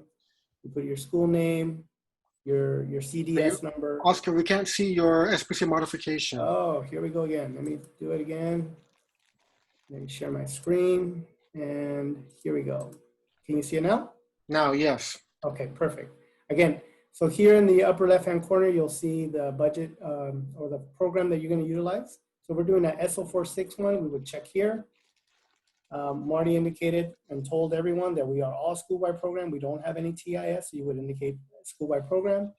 Put your school name, local district central, your county district school code, your CDS code, contact name, contact phone number, and then here you indicate the reason. So one of the things that I would like for you to do, take a moment to download this as I go through there. Save this document on your desktop or somewhere where you can find it. And later today, make sure that you just kind of fill out all this information so you have it. And my recommendation is that you have a template that you'll use throughout the year. You may do this maybe twice, maybe 3 times during the year. So there's no need to start over. So start with one, save it, and then as you do your first one, when we get our second allocation, you'll have it ready so you can submit the modification. Excuse me, sir. So some people have a hard time looking for the CDS code. Okay, so the Want to CD, throw them in the school plan on the school yeah, sure. administration? So the CDS code, you can find it in a number of places, but I always just say, hey, go to your school plan, and let me see if it lets me do that. I'm gonna go to SPSA. Okay.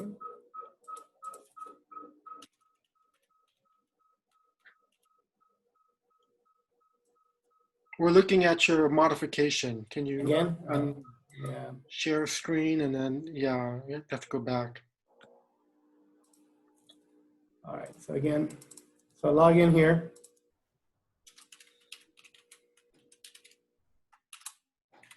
And what I usually do, if I need I just go into the previous year, okay? And I go in there, and then I click on this this little link here. And what that does, it actually, and I hope that you can see it. If not, I'll have to stop sharing and do it again. Okay, hold on. So this, hold on, sorry. Let me try one more time. Yeah, it's not letting me open it, but okay, well, let's take a look. Just go to the school identification. Yeah, school identification, but see, it's doing this. Blank. The CDS code is here. Let me log out and then go back in. It gets a little frustrating when you do this about 80 times a day. So let's see, let's go there. All right. Okay, let me just pick 10th Street, school identification, and here's the CDS code. So 1964733, and then here's the code, okay? That's where you'll find your CDS code. All right. And Sarah made a comment that it's also on the Title I ranking, so. Okay, cool. Yeah, so it's in a number of places. I'm gonna stop share and then share again so I can go back to The modification. modification. And show them where that Yeah. CDS code goes. Because sometimes they put down their 4-digit location code. So that CDS code, see, it's already pre-populated. The county is 19, the district is 64733, and then the school code would go in these boxes here, okay? So make sure that when you save that template, those numbers are there. Now, what is the reason that you're creating a modification? I give an example of a new allocation or a second allocation. So if that was the case, we would click on 1, okay? Now let's just say you had budgeted money for curricular trips at the end of last year. And obviously this year we can't go on curricular trips. So we need to move that money, right? That would be another reason for the change. So it might be here, or let's just say, let's say we could go on curricular trips this year, and we didn't list a specific site that we wanted to go to. So in that case, you would indicate number 2. We're not changing the budget because the money's already there, but we're going to add the location. So that would be an example of number 2. Okay.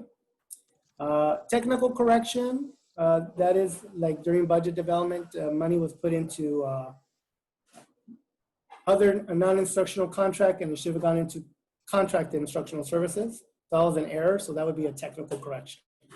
All right, and then here is a revision of evidence-based intervention, and we'll talk about this in a few moments. Okay, so going back to the template, you'll identify the goals. Remember when I went over the SPSA platform, we had the graduation goal, ELA, math, and EO programs. So if that specific goal is if this specific strategy or modification is gonna support one of those areas, we indicate that. It might be 2, okay? Then we look at the focus area. So if this is, say we're moving or we're buying teacher non-tutor X time, so that we allow teachers some time to meet with their groups to plan. So then that would be a lesson planning activity, right? Now let's just say we're buying a TA. then we would indicate effective classroom instruction or maybe intervention. Or we're buying tutor time, then we would indicate intervention. Or if we're buying a parent community rep, then that would go under building parent capacity, right? So depending on what the focus area is what you would write, where you would indicate here. Then here you're gonna type strategy, okay? Here you will type the start and end date. Here you will type the measure, how you plan to measure. Here, what is the school buying? Now, many times when the school is buying, say, iPads or Chromebooks, they tend to indicate iPads or Chromebooks. But what we want to put here is the actual categorical budget name. So it might be, so we're buying iPads that are under 500, then that's general supplies technology. So we would type general supplies technology. Here, you type the corresponding budget item number for that specific budget item. How much does it cost? Well, you'll have to look at the quote and we'll have to make sure that that number is correct, okay? And then what is an FTE? That's a full-time equivalent. That only pertains to positions, okay? And then lastly is what is the program funding source? Well, the program funding source is what you've indicated up here. If it was 7SO46 Title I, then you would write Title I, 7SO46, okay? So that's the structure of the modification. Now, this is new. This second section, per ESSA, this is a new requirement. We want to indicate if this strategy is should be tied to an evidence-based intervention. And then here you would specify which student group it's supporting, what dashboard indicator, and again, very similar to what we went over for the resource inequities, okay? So this is new, and you would only use section 2 based on here. All schools must implement an evidence-based as part of their improvement plan per ESSA, can include any of these. Complete 1 through 9, only if the evidence-based intervention that will be implemented is different or new as a result of this plan modification. So if it's a deviation from what was originally done, then you would have to do this section. Otherwise, it would not apply. Okay, so that's the new template. And then here you see the last 4 pages, the last page. Here's where typically you type the SSC chairperson's name. Their signature goes here, the date goes here. The principal's name goes here, their signature, the date. Now, normally, this is, at this point is where we as Title I coordinators would receive this modification. You would submit it with 2 signatures, primarily. It would be the chairperson and the principal. Then we will review it, Marty and I will review it. We'll provide feedback if there's any needs for changes. And then once we get it to a point that that's good to go, we'll sign off on it. And then it'll be forwarded to your COSA or your director. And then they'll provide that final signature, please, okay? Now, let's just say that this was an EO46 budget, right? Instead of 7SO46, this was an EO46 budget. Then you would indicate EO46. And who would you send this modification to? Marty or myself or your PACE administrator? PACE administrator, because they oversee that budget, okay? Marty and I only look at SO46. Now, if there was an EL budget, then that, I'm sorry? And CSI. And CSI, correct. And if there's any, if there was an EL budget, then it would go to Yadi. Okay, she would be the person that would review this document. Okay, so I'm gonna stop sharing and I'm gonna go back and now I'm gonna share the next document. But then let me see where we are. Share screen. Let's see, I'm gonna go here. Okay, and then here, this is the document I want to share with you, which is the writing strategies as a means to measure. This document, again, is also in the Schoology group. And this is the tool or a rubric that you can use to help you write your activity, okay? And I'll show you how it's structured. Can everybody see that one okay? Okay. This is the way this document is structured. On the left-hand side, you see the possible expenditures, okay? If you're planning to purchase a teacher X time, teacher release date, staff training rate, and this is what you're gonna write in your modification. In the box where we indicated— Can't see it, that, Oscar. can you not see it? No. Okay, let me go back. Your, Hold on, I don't know why it's doing that, but here we go. Okay. Can you guys see it now? yes. Okay, perfect. So again, the first column gives you the expenditure. So for example, teacher X time, teacher release day, staff training rate. Here you see the evidence-based strategy. And here, if you read this, these are the elements that must be present in that language or that strategy. Okay, so when you're delineating a strategy for teacher X time, non-tutoring, let's just say this is just for PD. So you would indicate what the teachers will be doing. How many teachers will be doing this? The number of teachers. What grade levels, what staff are participating? What topic lessons, what data analysis or PD are going to be implemented? And then provide specific dates, okay? This is what needs to be in the strategy. Now, in an effort to make sure that we're being effective with our resources, in delineating this strategy, we have to find a way to measure whether that strategy was effective. And what do? We look at data, okay?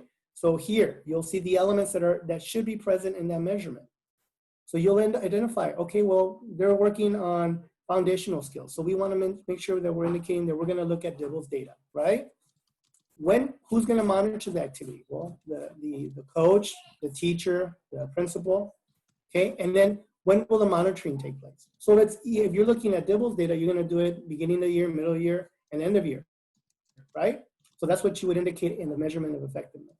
If you're looking at other data that you could look at on a monthly basis, then you indicate that. So when Marty and I read your modification for a specific strategy, we're looking to make sure that these elements are present in the narrative, okay? Very simple. So just make sure that your narrative includes all of these items. And then when you write the measurement, make sure all of these elements are present as well. When you do that, Marty and I are very happy and we sign off and move you along. And your budget adjustment is done and your resources are in place so you can support your students. So as you go through the rest of this document, you'll see every possible expenditure. You got SIM, supplemental instruction materials, software license maintenance, tutor teacher X time, staff conference attendance. You can see what needs to be in the narrative. Very simple. Curricular trips, okay, general supplies technology, contract instructional services, other non-instructional contract. And then at the bottom, you'll see expenditures for positions, okay? Again, in writing the strategy for each specific one of these areas or one of these positions, you want to make sure that you provide a narrative that includes the activities, the responsibilities performed by that support staff, what grade level they're supporting, and then write an impact statement. How will the activities impact student achievement or support parent engagement? So let's just say you're buying a PSA. What should be the impact? There should be a decrease in what? In chronic absenteeism, right? So that's you should delineate that in your strategy. That because of these activities, we should see a decrease in chronic absenteeism. So when you move over to the measurement, obviously you want to indicate the data that measures that activity. So you want to look at maybe your MISIS attendance data, your California dashboard data that indicates that you are not in the red zone or moving over to the orange zone. Okay, so you want to make sure that you align the data that supports the activity. Again, you also want to indicate who's doing that and how often that will take place.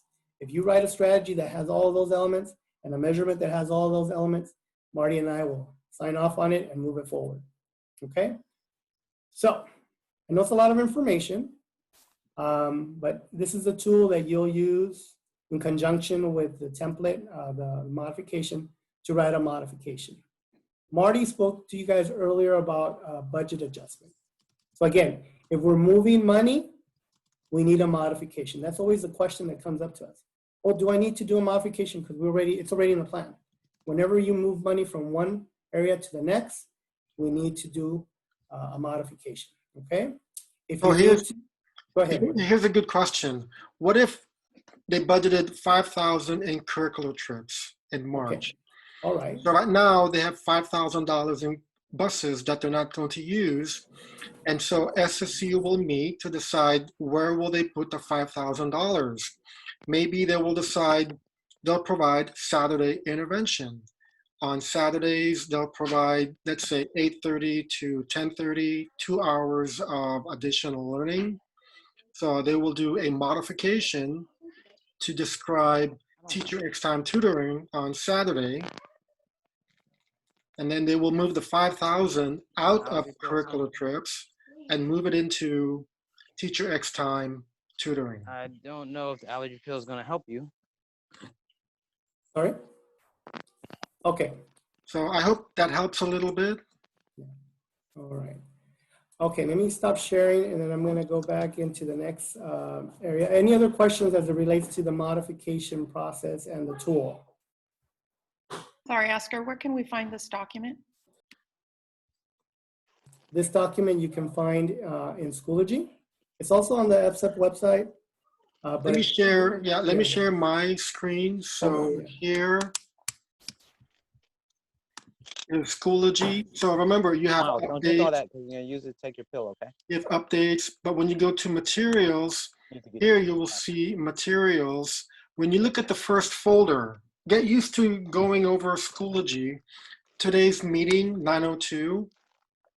When you go to FSEP, Federal State Education Programs, there you will see the Title I ranking that we went over.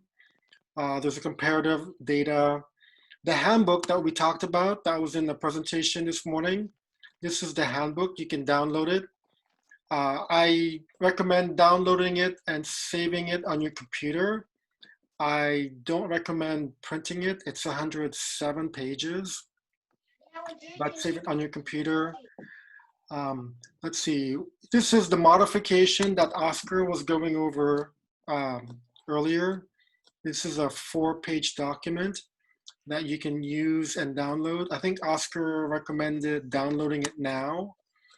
And then just recently, let's see, here's the writing strategies.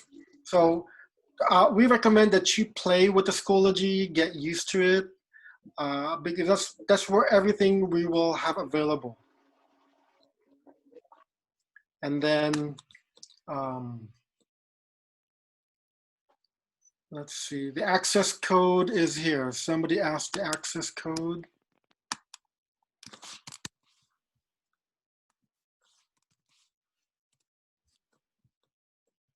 And then Oscar will go over the time task calendar. The problem is it's not available yet, but we think it'll be very similar from last year. And then that 1-page CPA job description is here. So these are all the duties for the categorical program advisor. We went over that this morning. Okay, so we try to put everything in Schoology so that we want you to become familiar with all the materials, because we'll try to put everything there.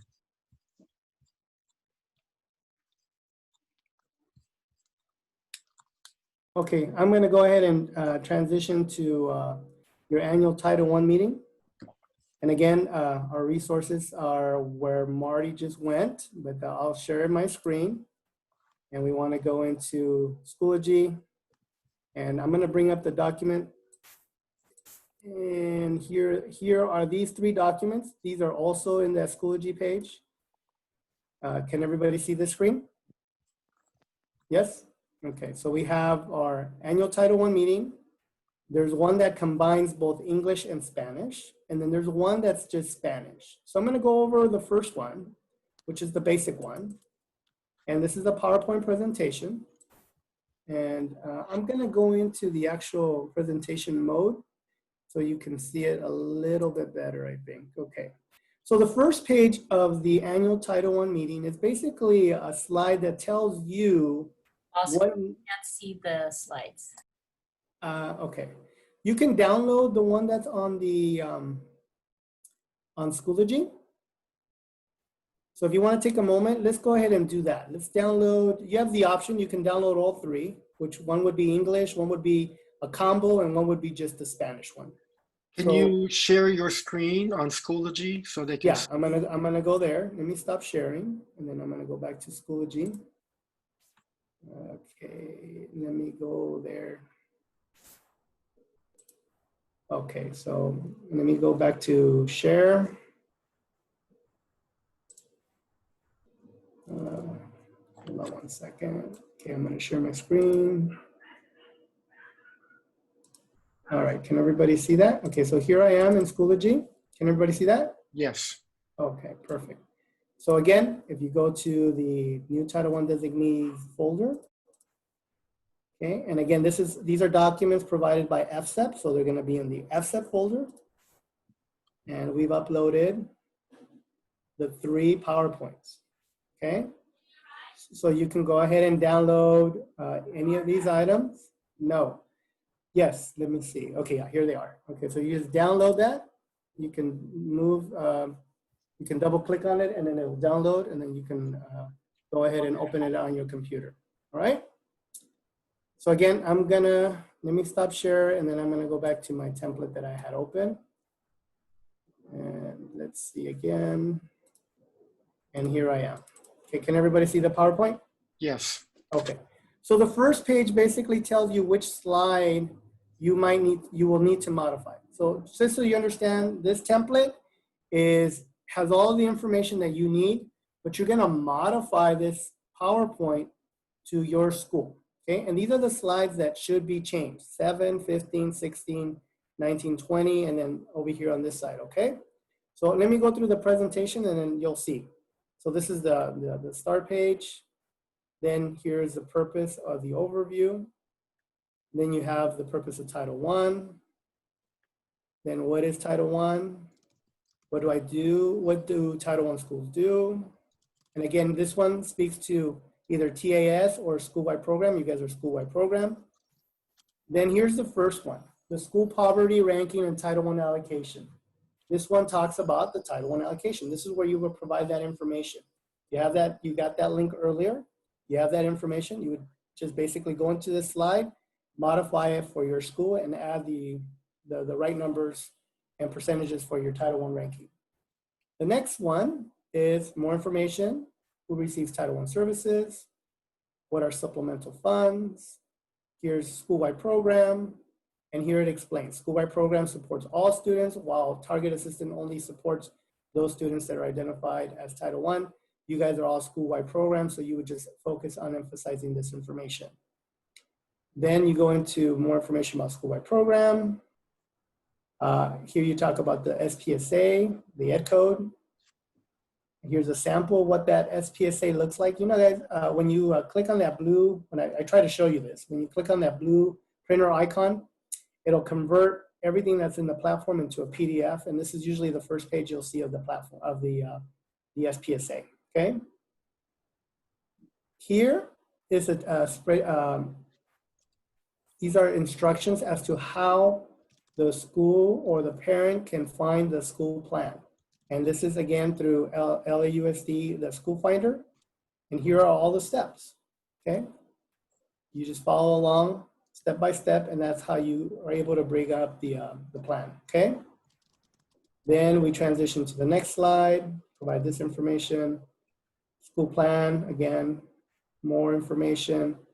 Marty went over this cycle continuous improvement. You would share that with your parents. And then here, 2021 school Title I allocation expenditures. This is the Title I budget. You can go into your platform and download that categorical budget report, right? Remember how I showed you guys you can download that one? It's under the uploads.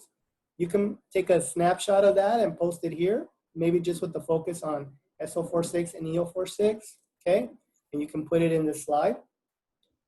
Again, more information about school-wide program and parent and family engagement. Talk about ESSA, the parent and family engagement, district Title I parent family engagement policy. Here you go, more information, the student handbook and school parent engagement policy, required low school level activities. And here's more information. And then when you get to this slide, you're going to insert and discuss parent engagement. So you're going to talk about what you as a school will do to engage parents, whether it's your math night, back to school night. You will list all of those meetings here. You know, you have some discretion as to how you want to present the information. But this would be the slide that you change, okay? Then parents' right to know, more information, TSP. Again here, more information, 2021 TSP allocation, discuss how these funds, along with the school's categorical program funding, support student subgroup. So again, you can go to that TSP section in the PSA, in the SPSA, and you can get the information regarding the TSP allocation, okay? And that information would be added to this specific slide. Some of you might wonder, why are you going over TSP at a Title I meeting? Because Title I is federal and TSP is state. There have been many complaints from parents that some schools don't tell the parents about TSP. And so many of those complaints go to the district. And so when Derek Chow meets with principals, he recommends that principals share the TSP budget with their parents to avoid any complaints from parents. So this is why it's here. Thank you, Marty. The next slide, Title I school-wide program, teachers and paraprofessionals. More information, paraprofessional. Here you might want to add how your paraprofessionals are being used, okay? And then it's the accountability. And then here, insert and discuss school data. So you can look at providing information, consolidate the information from a myriad of resources to give them attendance rate, report card grades, SBAC data, California dashboard. This is where you might put a table together to summarize the school's data and share that with your parents. Okay, and then here, if identified, if you're a CSI, TSI school, here's more information that you would provide. And then final few slides, and that's it. So again, you would take this template, modify those specific slides with your school specific data, and that's what you would share in your annual Title I meeting. Now, your annual Title I meeting is a requirement, it must be done. You could do it maybe share it, maybe hold it on a back to school night. Say back to school night starts at 5:30, you might want to hold that meeting before. It needs to be a standalone meeting, but you can, to increase parent participation, you might want to hold that on an event that you know would generate a lot of interest. Now, if you're, obviously we're not at the school site, so you will be able to do this via Zoom, invite parents, and then share this presentation via Zoom, okay? All right, with that said, any questions on the annual Title I meeting? I have a question about attendance. Yes. How do we record attendance? Okay, so similarly, like we're doing here, I think maybe Teresa, would you like to chime in on this kind of a meeting, how you guys have been doing it with through PACE as you involve parents? No? I'm here. Okay, so question about attendance maybe on this annual Title I meeting. What do you recommend?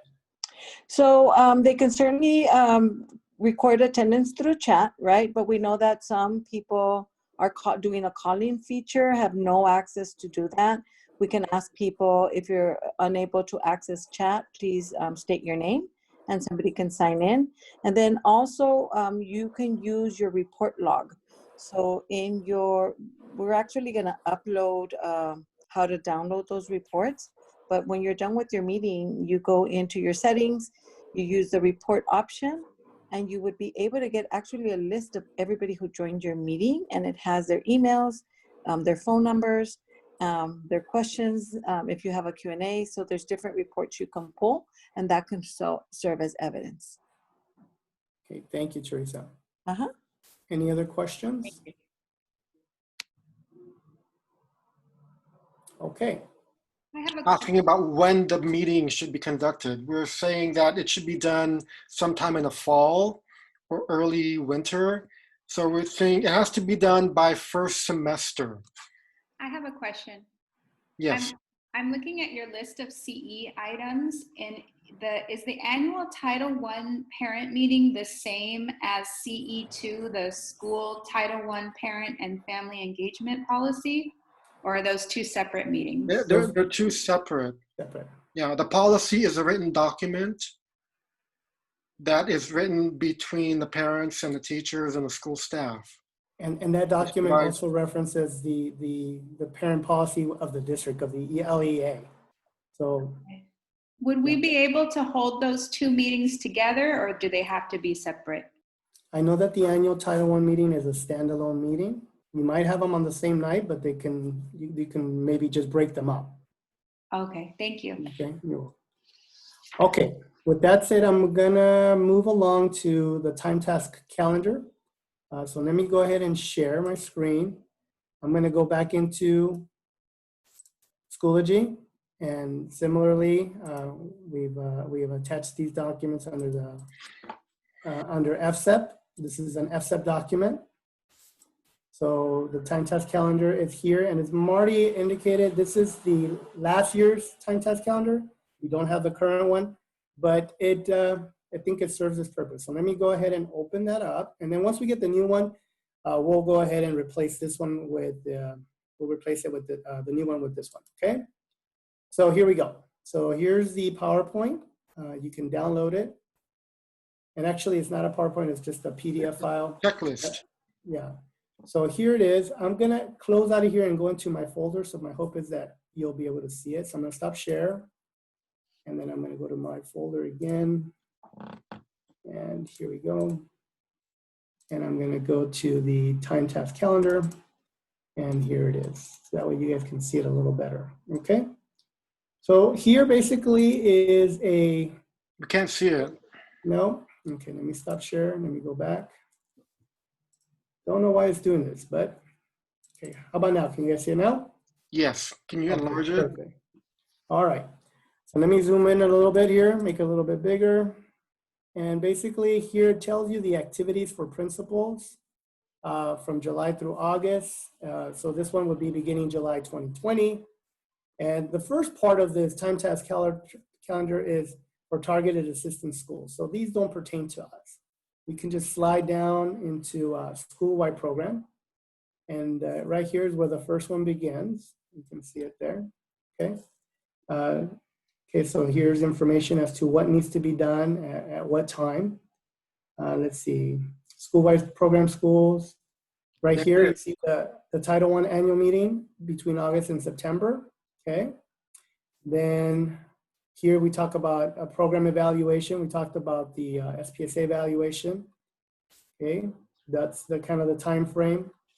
Then we have the school plan for student achievement from November to June. It's ongoing, and these are the activities that you need to ensure that happen during that time span.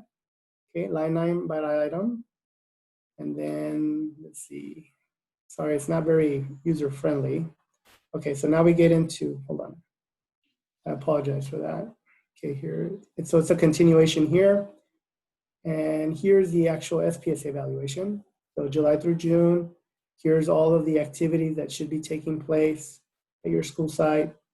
So the due date is October 31st for the SPSA evaluation. That's sort of, yeah, the 2020, okay? No, 2019, 2020 SPSA evaluation is due October 31st. Right, October. Okay, and there's information regarding SPSA evaluation. And then we transition to the next budget. It gives you an indication of what needs to be happening during what months. And then budget development process, you'll see here, finalize expenditures of the current year, and then submit your budgets between March and April.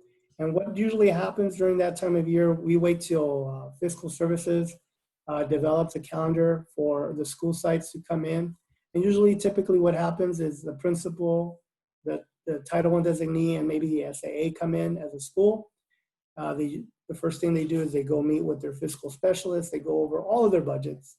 And then Title I budget, then your meeting is scheduled with us. We'll review your Title I budget, your SPSA. By the time you come to budget development, you should have about 95% of your plan done along with your budget. Marty and I will review, and we'll give you a preliminary approval to move forward with an understanding that there will be some edits to be made to the SPSA. And that's kind of where we are right now. Most of the schools have completed those edits, and we're in the final review process. And so that takes some time. As it relates to the equipment inventory, here again are the dates, what you should be doing, what should be in that equipment inventory, a lot of information. And then we'll also talk about time reporting requirements. Marty briefly mentioned those semi-annual certifications or the periodic certifications, the blanket certifications. These are documents that you maintain at your school site to document Title I funded positions. As a requirement of Title I, that documentation must be kept at your school site. There is one document that is emailed to operations, and we'll get to that one. I don't want to overburden you with all this information because it's a lot, but just know that these are documents that are primarily kept at your school site, okay? And let's see, what else? Parent involvement activities gives you an idea when those should be taking place. School site council, these are the dates. Just take a look at those. It's a lot of information there, but it gives you a good idea of what you need to be doing. ESSA, assignment monitoring, and then FPM, okay? So self-monitor categorical programs using FPM instruments found at the FSEP website determine any areas of non-compliance and resolve any non-compliant items. So those schools that are designated for FPM, this would apply to them, okay? So there, in a nutshell, you have the time task calendar. It gives you a broad overview of when things are due. What Marty and I do is usually about a month and a half before things are due, we'll provide support through our trainings, or we'll hold specific trainings for that specific item to kind of prep you and get you ready so that you can submit your whatever needs to be submitted or completed on a timely basis, okay? But this gives you a broad overview of what to expect throughout the year, okay? All right, there are no other questions regarding the time task calendar. We'll move on over to the last item we're gonna cover today, which is FPM. Any questions, Marty? I've tried to answer them, so okay. I think we're good. All right, okay, I'm gonna stop share and I'm gonna go into FPM. Hold on, let me see. All right, let me do a share screen. All right, let's see. Can everybody see this? Yes? Yes. Okay, so this information, I don't think, we didn't upload it to the platform, but to Schoology, but basically it's just very brief information. I'm gonna go over FPM list. You'll see here, these are the schools that for this year were designated or tagged for FPM. See that we have 9 schools. So if none of these, you don't pertain to any of these schools, you can go. We can't see the list. Okay, you can't see the list. Let me see if I can make it a little bit bigger. Don't let them go. We still need the parent piece. No, we're not letting you go. No, we're taking a break. We're taking a break in maybe 2 minutes. Okay. I'm scared. No. Thank you. So these are the schools. Can everybody see those? No. No? Okay, let me make it a little bit bigger. How about now? No, we Well, can't I'll call them out. at Yeah, all. close your screen and then reshare. Okay, stop and reshare. Wow. Oscar, turn off your video. Huh? There. Turn off your video. Cut it off? Like turn your video, turn your video off. Sometimes Okay. that helps. Okay, thanks. Let's see. All right, can you guys see it now? Yes. Okay, so we got Maya Angelou, we got Fauché, John Marshall Senior High, LA Academy Middle, New Open World Academy, Normandy Avenue, Santee, Union Avenue, and Virgil. Now, what programs will be reviewed? We don't know yet. So it may just be EL, it may just be Title I, it may be others. But I just kind of want to make sure that if you are the designee for any of these schools, be aware that your school has been designated for FPM, and more information will come. All right, so I'm gonna stop share and then I'm gonna go back into another document I wanted to share with you. And this is also, hold on, I'm sorry. Let me share again. And let's see. Can everybody see this? Yes, right?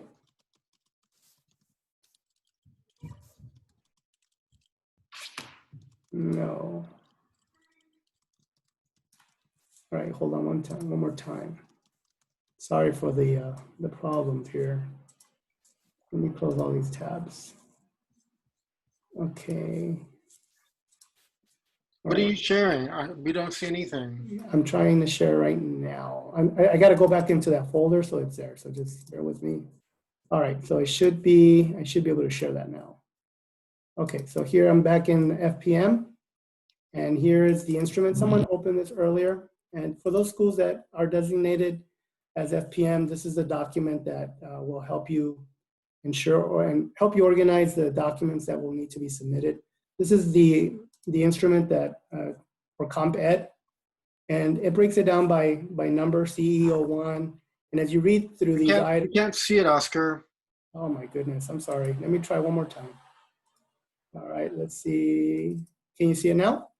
Yes. Okay, so again, this document is the compensatory education program instrument. It's broken up by numbers, so involvement, you have all of those activities that need to take place. These are evidence requests, school parent family engagement area, CO2. So each area is given a number. And for those schools that will go through the FPM process, this will be a document that you can become very familiar with, okay? And for the other schools, really, we don't recommend downloading this and doing what's on here because it's just a very confusing document that we have district documents, we have local district documents, and then we have state documents.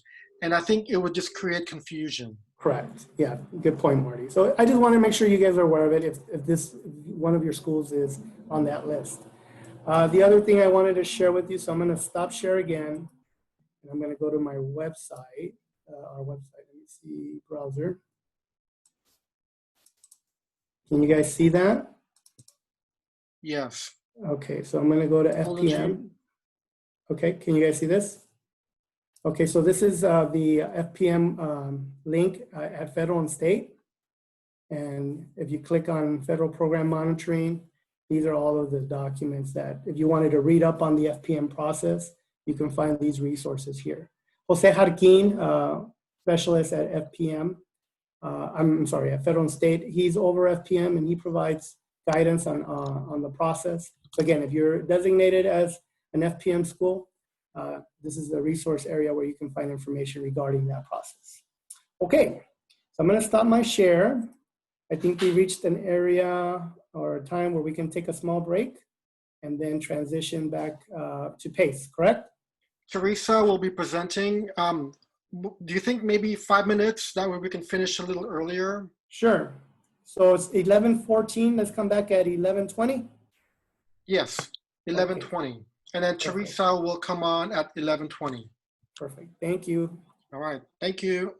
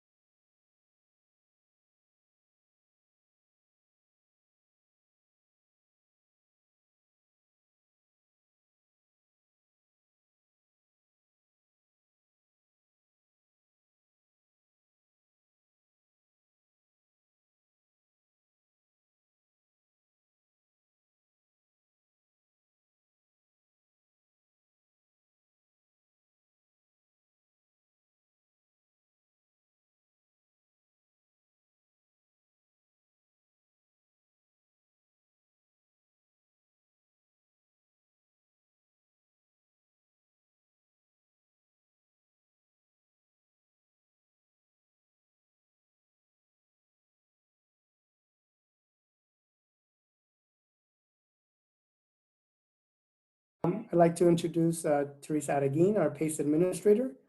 She will be providing additional information as it relates to parent engagement. With that said, welcome, Teresa. Thank you. Thank you, Oscar and Marty and team for being here today. I know there's a lot of information for those of you that are new. Our purpose, and I think everybody on this team, is to help make sure that we are all in this together, that we do the best that we can by asking questions and asking for help. That's always better than moving forward with something and then having to redo it. So just please know we're here as a support system for you, and that we will learn together as we go step by step. So we're gonna get started, and I just wanna know, Oscar, can you see my full screen? Yes? We see the slides, but can you do a slide presentation? I'm on presentation mode, but let me stop and resume share, because sometimes it just doesn't like me to do it that way. Are you able to Yes. see it now? Full screen? I don't know why it does that, but so welcome. I'm very proud administrator of Parent and Community Engagement Office, and we have an amazing team that's here to support you also that are with us today. One of our main things that we do is do a lot of training around welcoming environments. I just want to remind everyone and all of us that we know you're doing a tremendous job, and we want to recognize that. And we know that you and families and all of us are kind of in a very uncertain time, and that now more than ever before, we might be facing some issues at our school sites, or sometimes, you know, we have parents waiting for a long time, or they're on the help desk for a couple of hours. And so there's so many factors that we don't even know, right? Sometimes it comes back to us, and we kind of maybe not get the most welcoming maybe from someone else that might need assistance. But just keeping in mind, we don't know how people's days have gone. We don't know what they're going through. We don't know what they're facing. And so just being kinder to each other, remember to just always provide that welcoming environment, even amongst each other, just simply asking, how was your day? And actually just making sure we check in with each other and always do that welcoming piece at our school sites. Parent engagement is a partnership, and so we cannot have one without the other. So to have true engagement, we really want to have that goal of supporting each other. And I'm hoping you're able to see that I changed the screen, right? Did you? Okay. In our next slide, you might wonder why we have parent involvement around, you know, the work that we do in Title I. And so we know that Title I funding is provided also that is very specific to parent engagement. Our fund is called, it's still Title I, but we call it EO46. So anything related to EO46, our parent unit supports and guides. Of course, we all work together and we help each other. Marty and Oscar, they're always amazing. But just for you to know that we kind of are the ones that work with that parent involvement piece. And if we want to know the why, there's been a lot of work done around parent engagement and a lot of research over the years. More specifically, Karen Mapp has done work at the national level, and it brings us some information that that's confirmed, right? That there are benefits to having family engagement. So if families are engaged with us, their children are more apt to have higher grades and test scores. Students enroll in higher level programs. They're promoted and earn more credits. They adapt well to school and attend regularly. And that's the key right there, right? We're thinking about attendance right now. Who's missing at our schools? And this is a very important piece. They have better social skills and behavior, and they graduate and go on to higher education. So when we're looking at this Title I piece, I know it's very difficult because there's so many, we use this word compliance, and it feels like, oh, you know, I have to do something in a very specific way. But our purpose is to engage, connect, and be able to offer the best that we can to families, both academically and with our parents building their capacity. So this is the why. Why do we need those funds? How does this support our students that are in most need? Our next slide, this is Karen Map, and something I want you to take away from today is that relationships matter.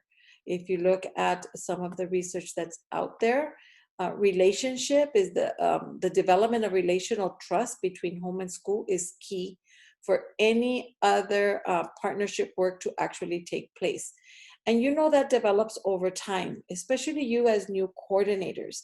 It's okay to say to a parent, you know, I don't know the answer to that yet, but your question is important to me. Let me get back to you.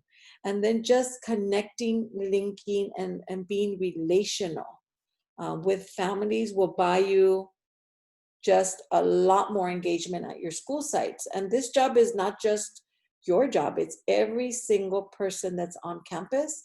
We do trainings around the case for parent engagement with different stakeholders.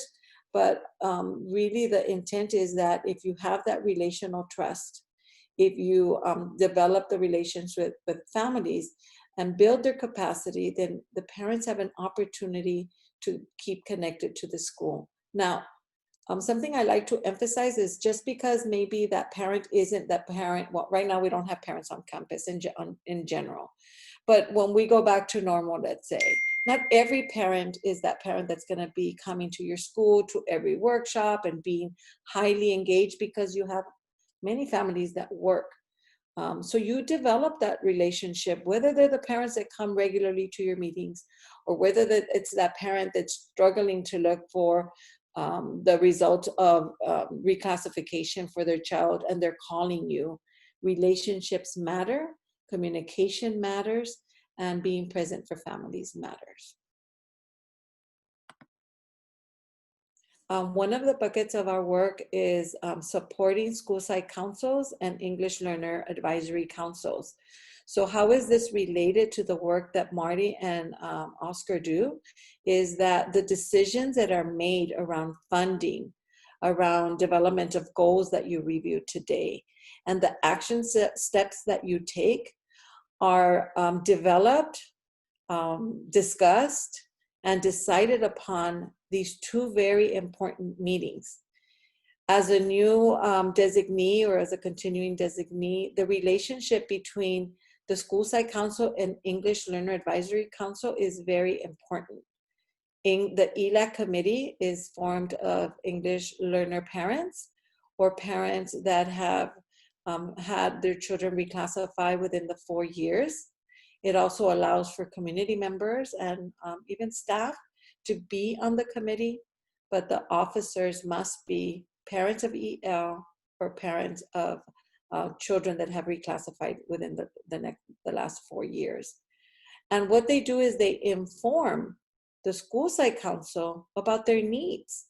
They look at data, they look at attendance data. They too have information that they learn and they build their capacity upon, like how does my child reclassify? What does it mean for my child to be an EL learner? And with that, they're able to make better decisions and provide information to school site council. So the number one piece to know about EL and the connection to SSC is that they give recommendations at every meeting. School site council hears those recommendations, responds to them, and they get returned back to ELAC.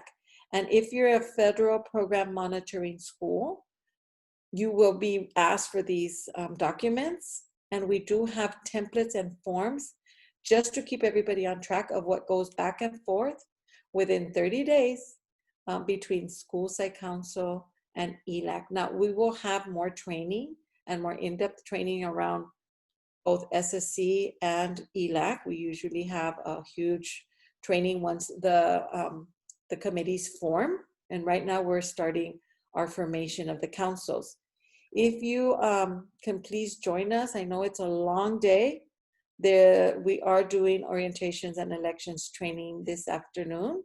And I'll show you the slide or the information about how to connect.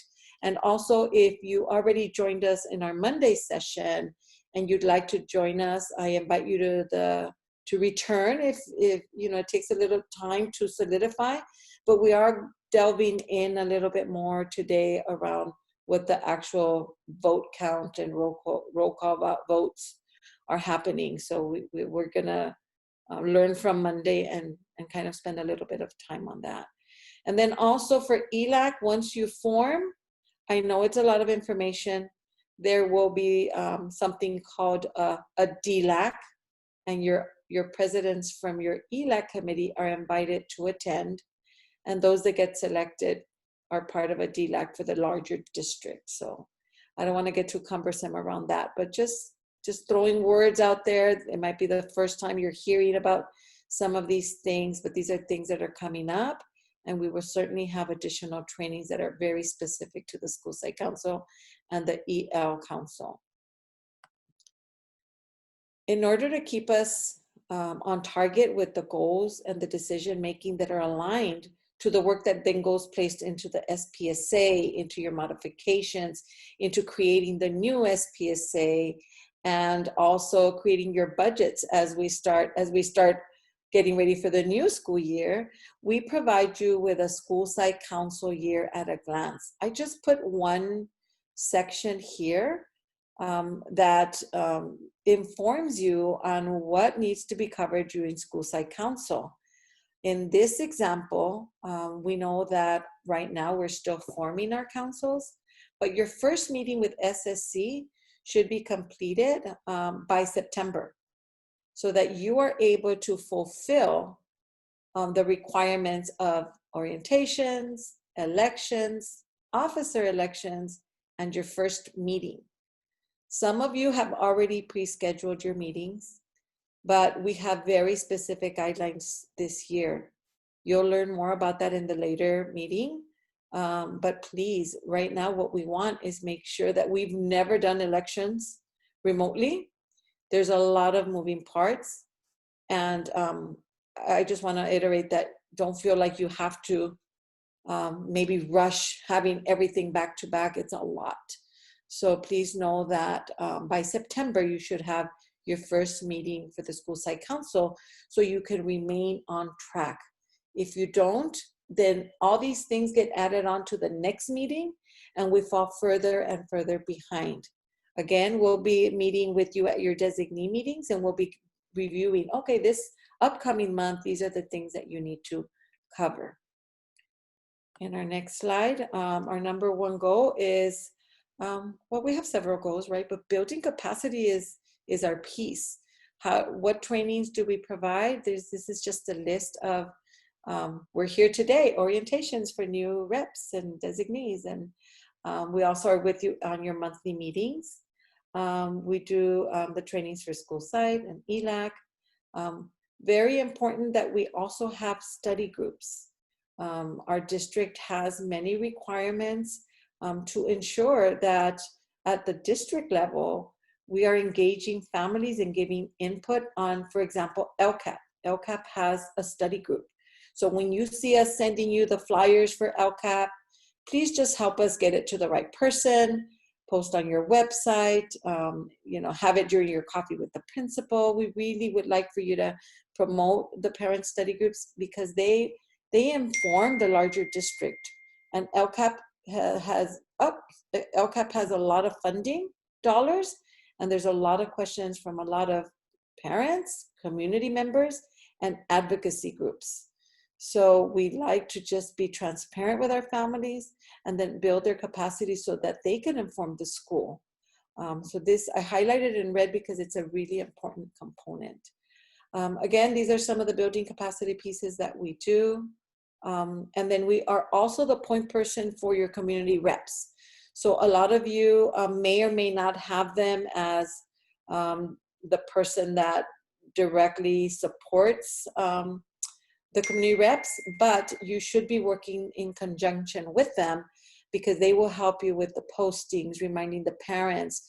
They have Remind app, whoever does your Blackboard messages, but your community reps are your support system for elections, for all the things that you might need parents.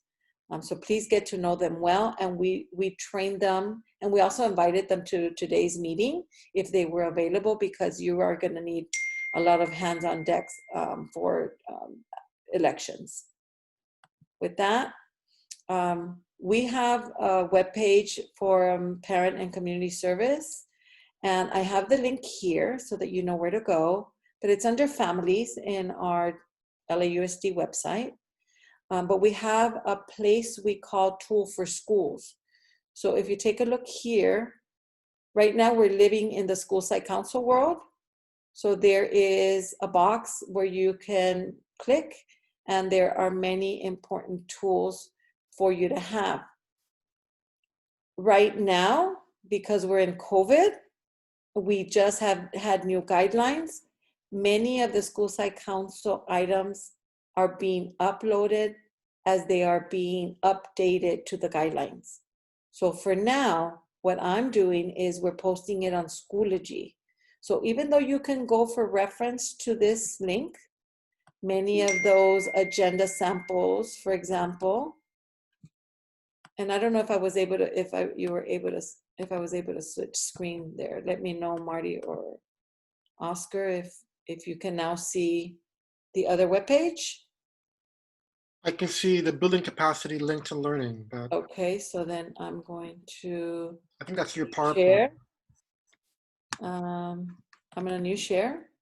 When you click on that link, you would go into Parent Community Services, and there's just a lot of information. But Tools for Schools is here for you with a lot of documents and information of the buckets of work that we have. For example, we support school and office volunteers. And the one thing I want you to know about volunteers right now is that there is no in-person volunteers. So if that's part of your bucket list at your school and you're kind of the volunteer support person, volunteers, parent volunteers or community volunteers can become volunteers, but they would need to support from home. So this website and Tools for Schools is very important for now, for anything school site council and elections, especially for those of you that are returning or that are new. The most updated pieces that are coming out, we're posting it on Schoology so that we don't confuse you. For example, we have scripts and sample agendas, but they don't align to the Zoom requirements yet, or the notices that we need to do. So it gives you helpful information for elections, but everything you need will be in our PowerPoint, in Schoology, I'm sorry. So I'm gonna go back to the share.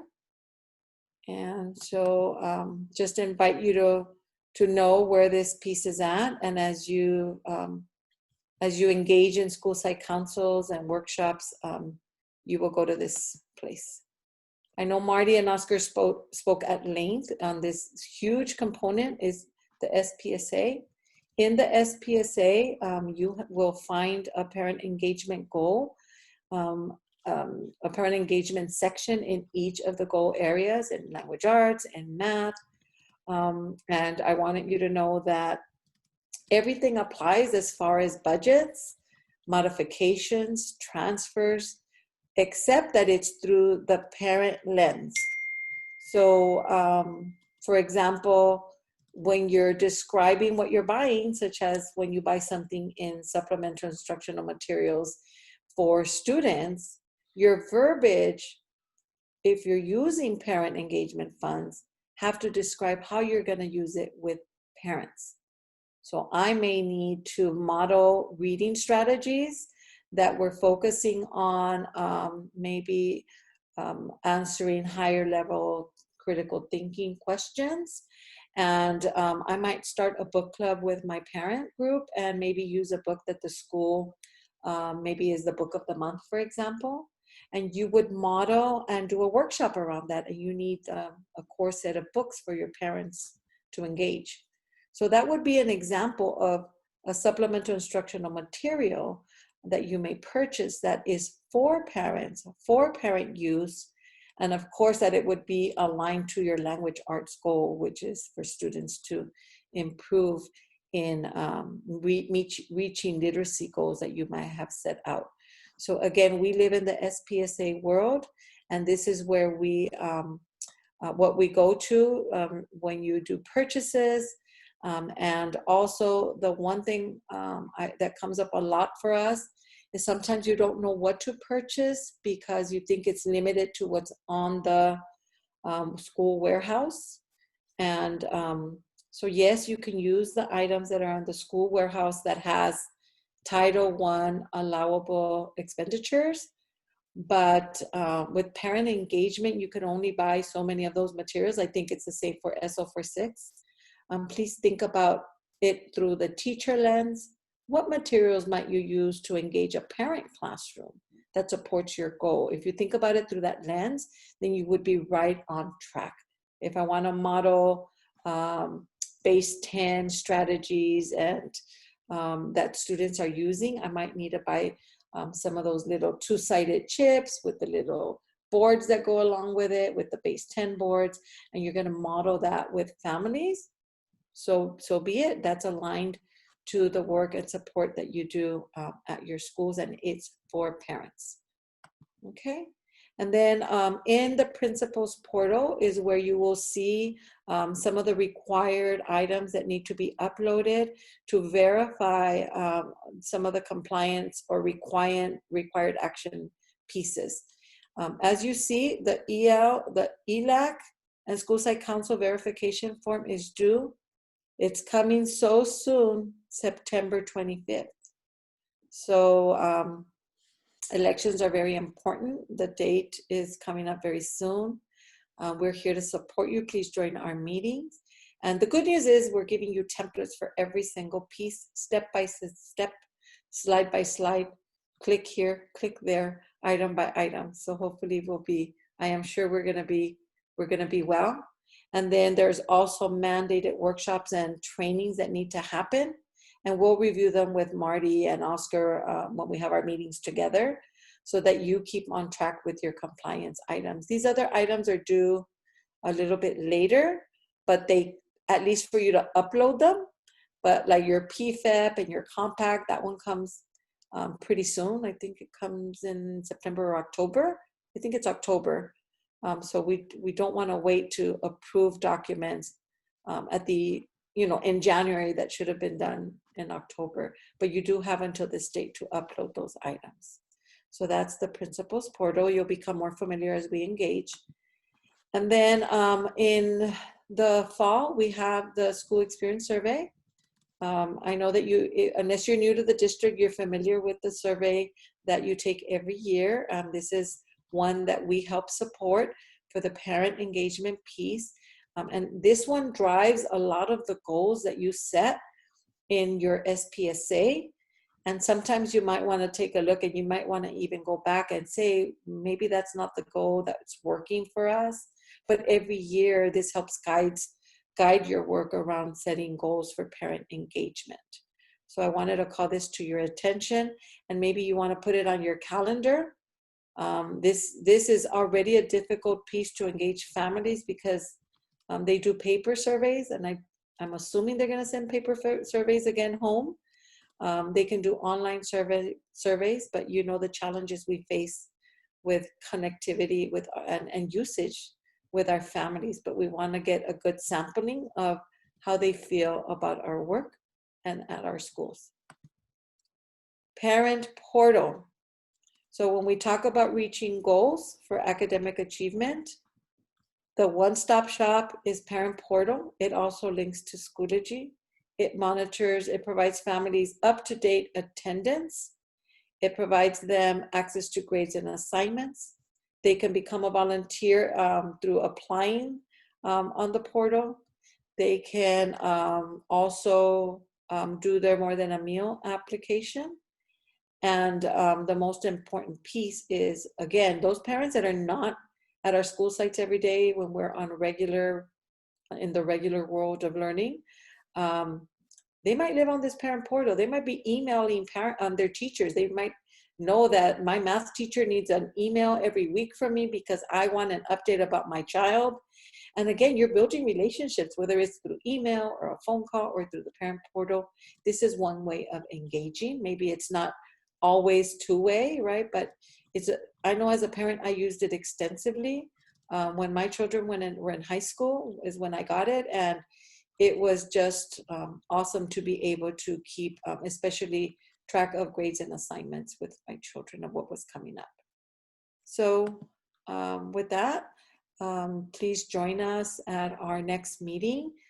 If you came on Monday, there's a lot of information. Today we're going to be modeling closer to the end of the second part of the presentation, some of the usage around the tally marks and how we vote and how it gets put up on the screen.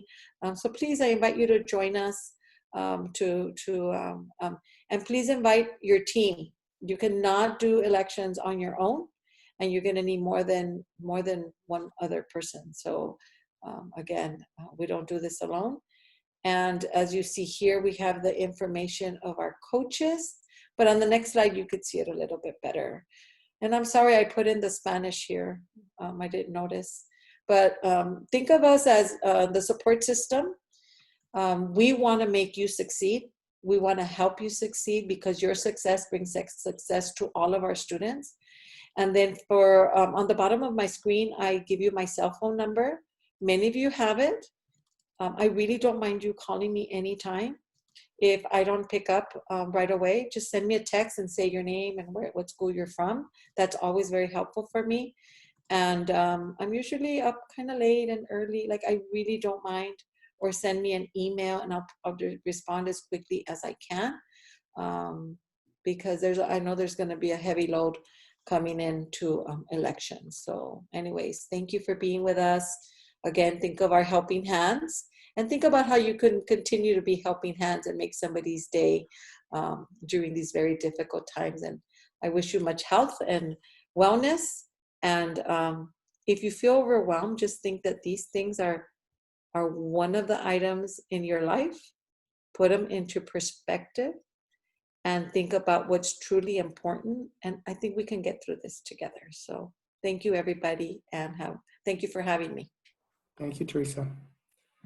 Okay, that brings us to the end of our meeting today. Marty just put in the chat a link to our reflection and feedback. So if you would take a moment to go into the chat and copy that link onto a browser and fill out the reflection for today. Also wanted to remind you, September 17th, right, Marty? Number 17, yes. And the information for the meeting will be shared or is already being shared through Schoology, just like this one. So just want to make you aware of that and make sure you set aside the time. We'll be going over a lot of the information, well, some of the information that we went over today in more detail. And we feel that they're always helpful, especially for new designees. And as I look at all you faces, you guys look beat and worn down. So that means we did a great job. So one more thing. A lot of information. One more thing. Yes, remember at the beginning, we had a sign in. Yes. If you can also sign out on the same one. That's how we keep documentation.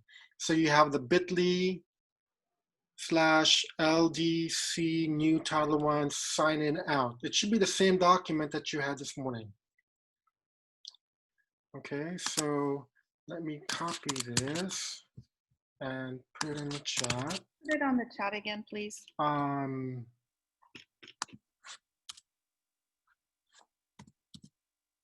So Marty, the sign in and out was required to have to answer both sign in and sign out?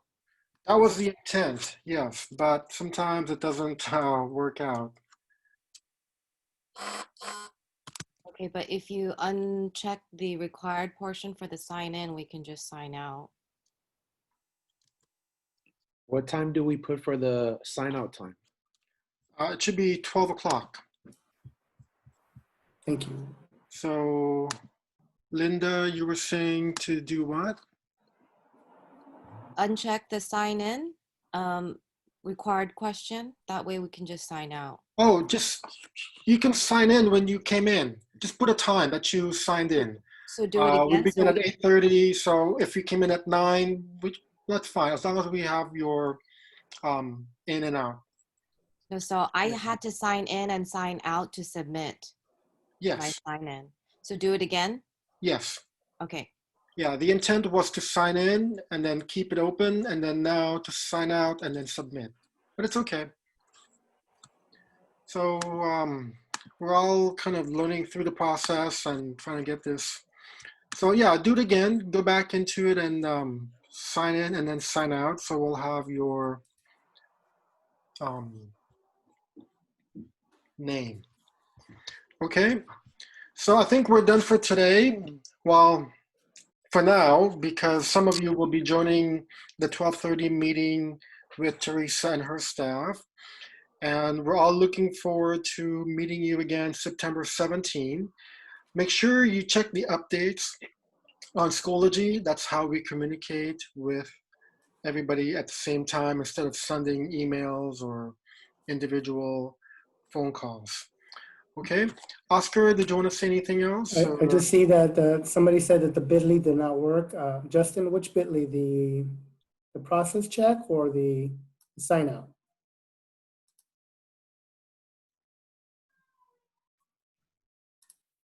Hello?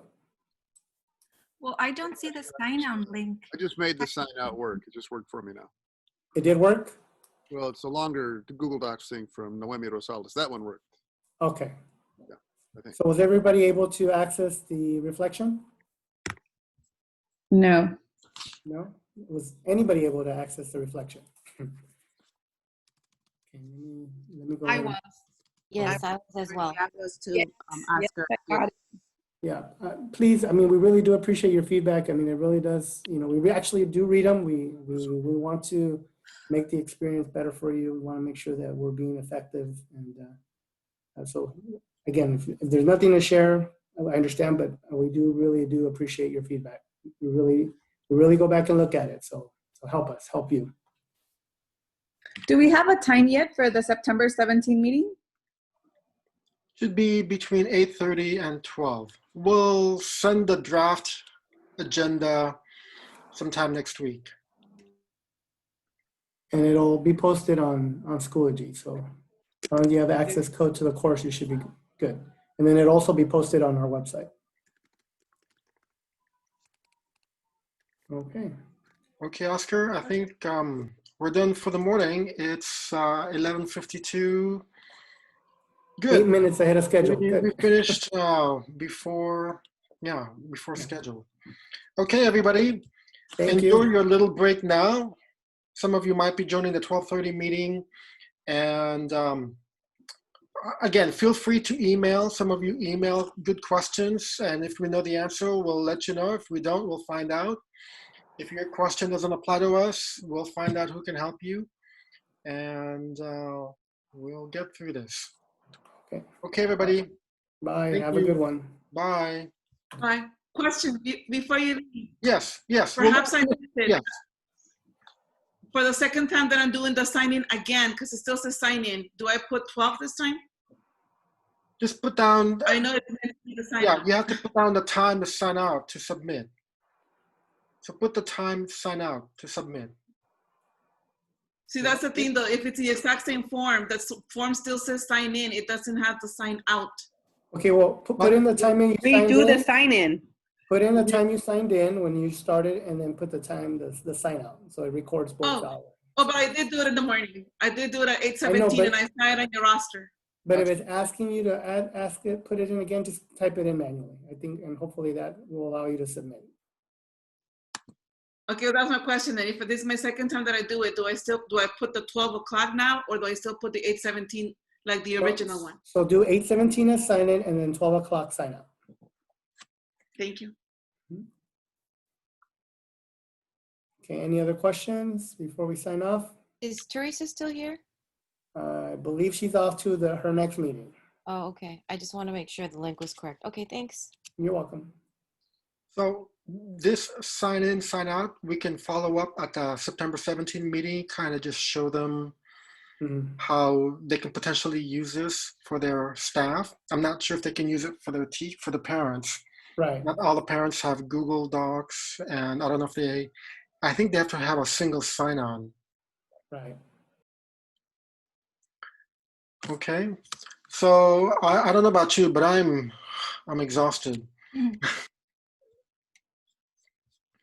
You're muted. Can't hear you. We'll talk later. I'll go ahead and end the meeting. Yeah. Let me see, or it's not letting me. Let me see. Unless there are any questions. Some people have any questions. No. I don't see anything. Some You people know are. what? It's not letting me end the meeting. Can you end it? Sure. Okay. We'll talk later. Bye, guys. Bye.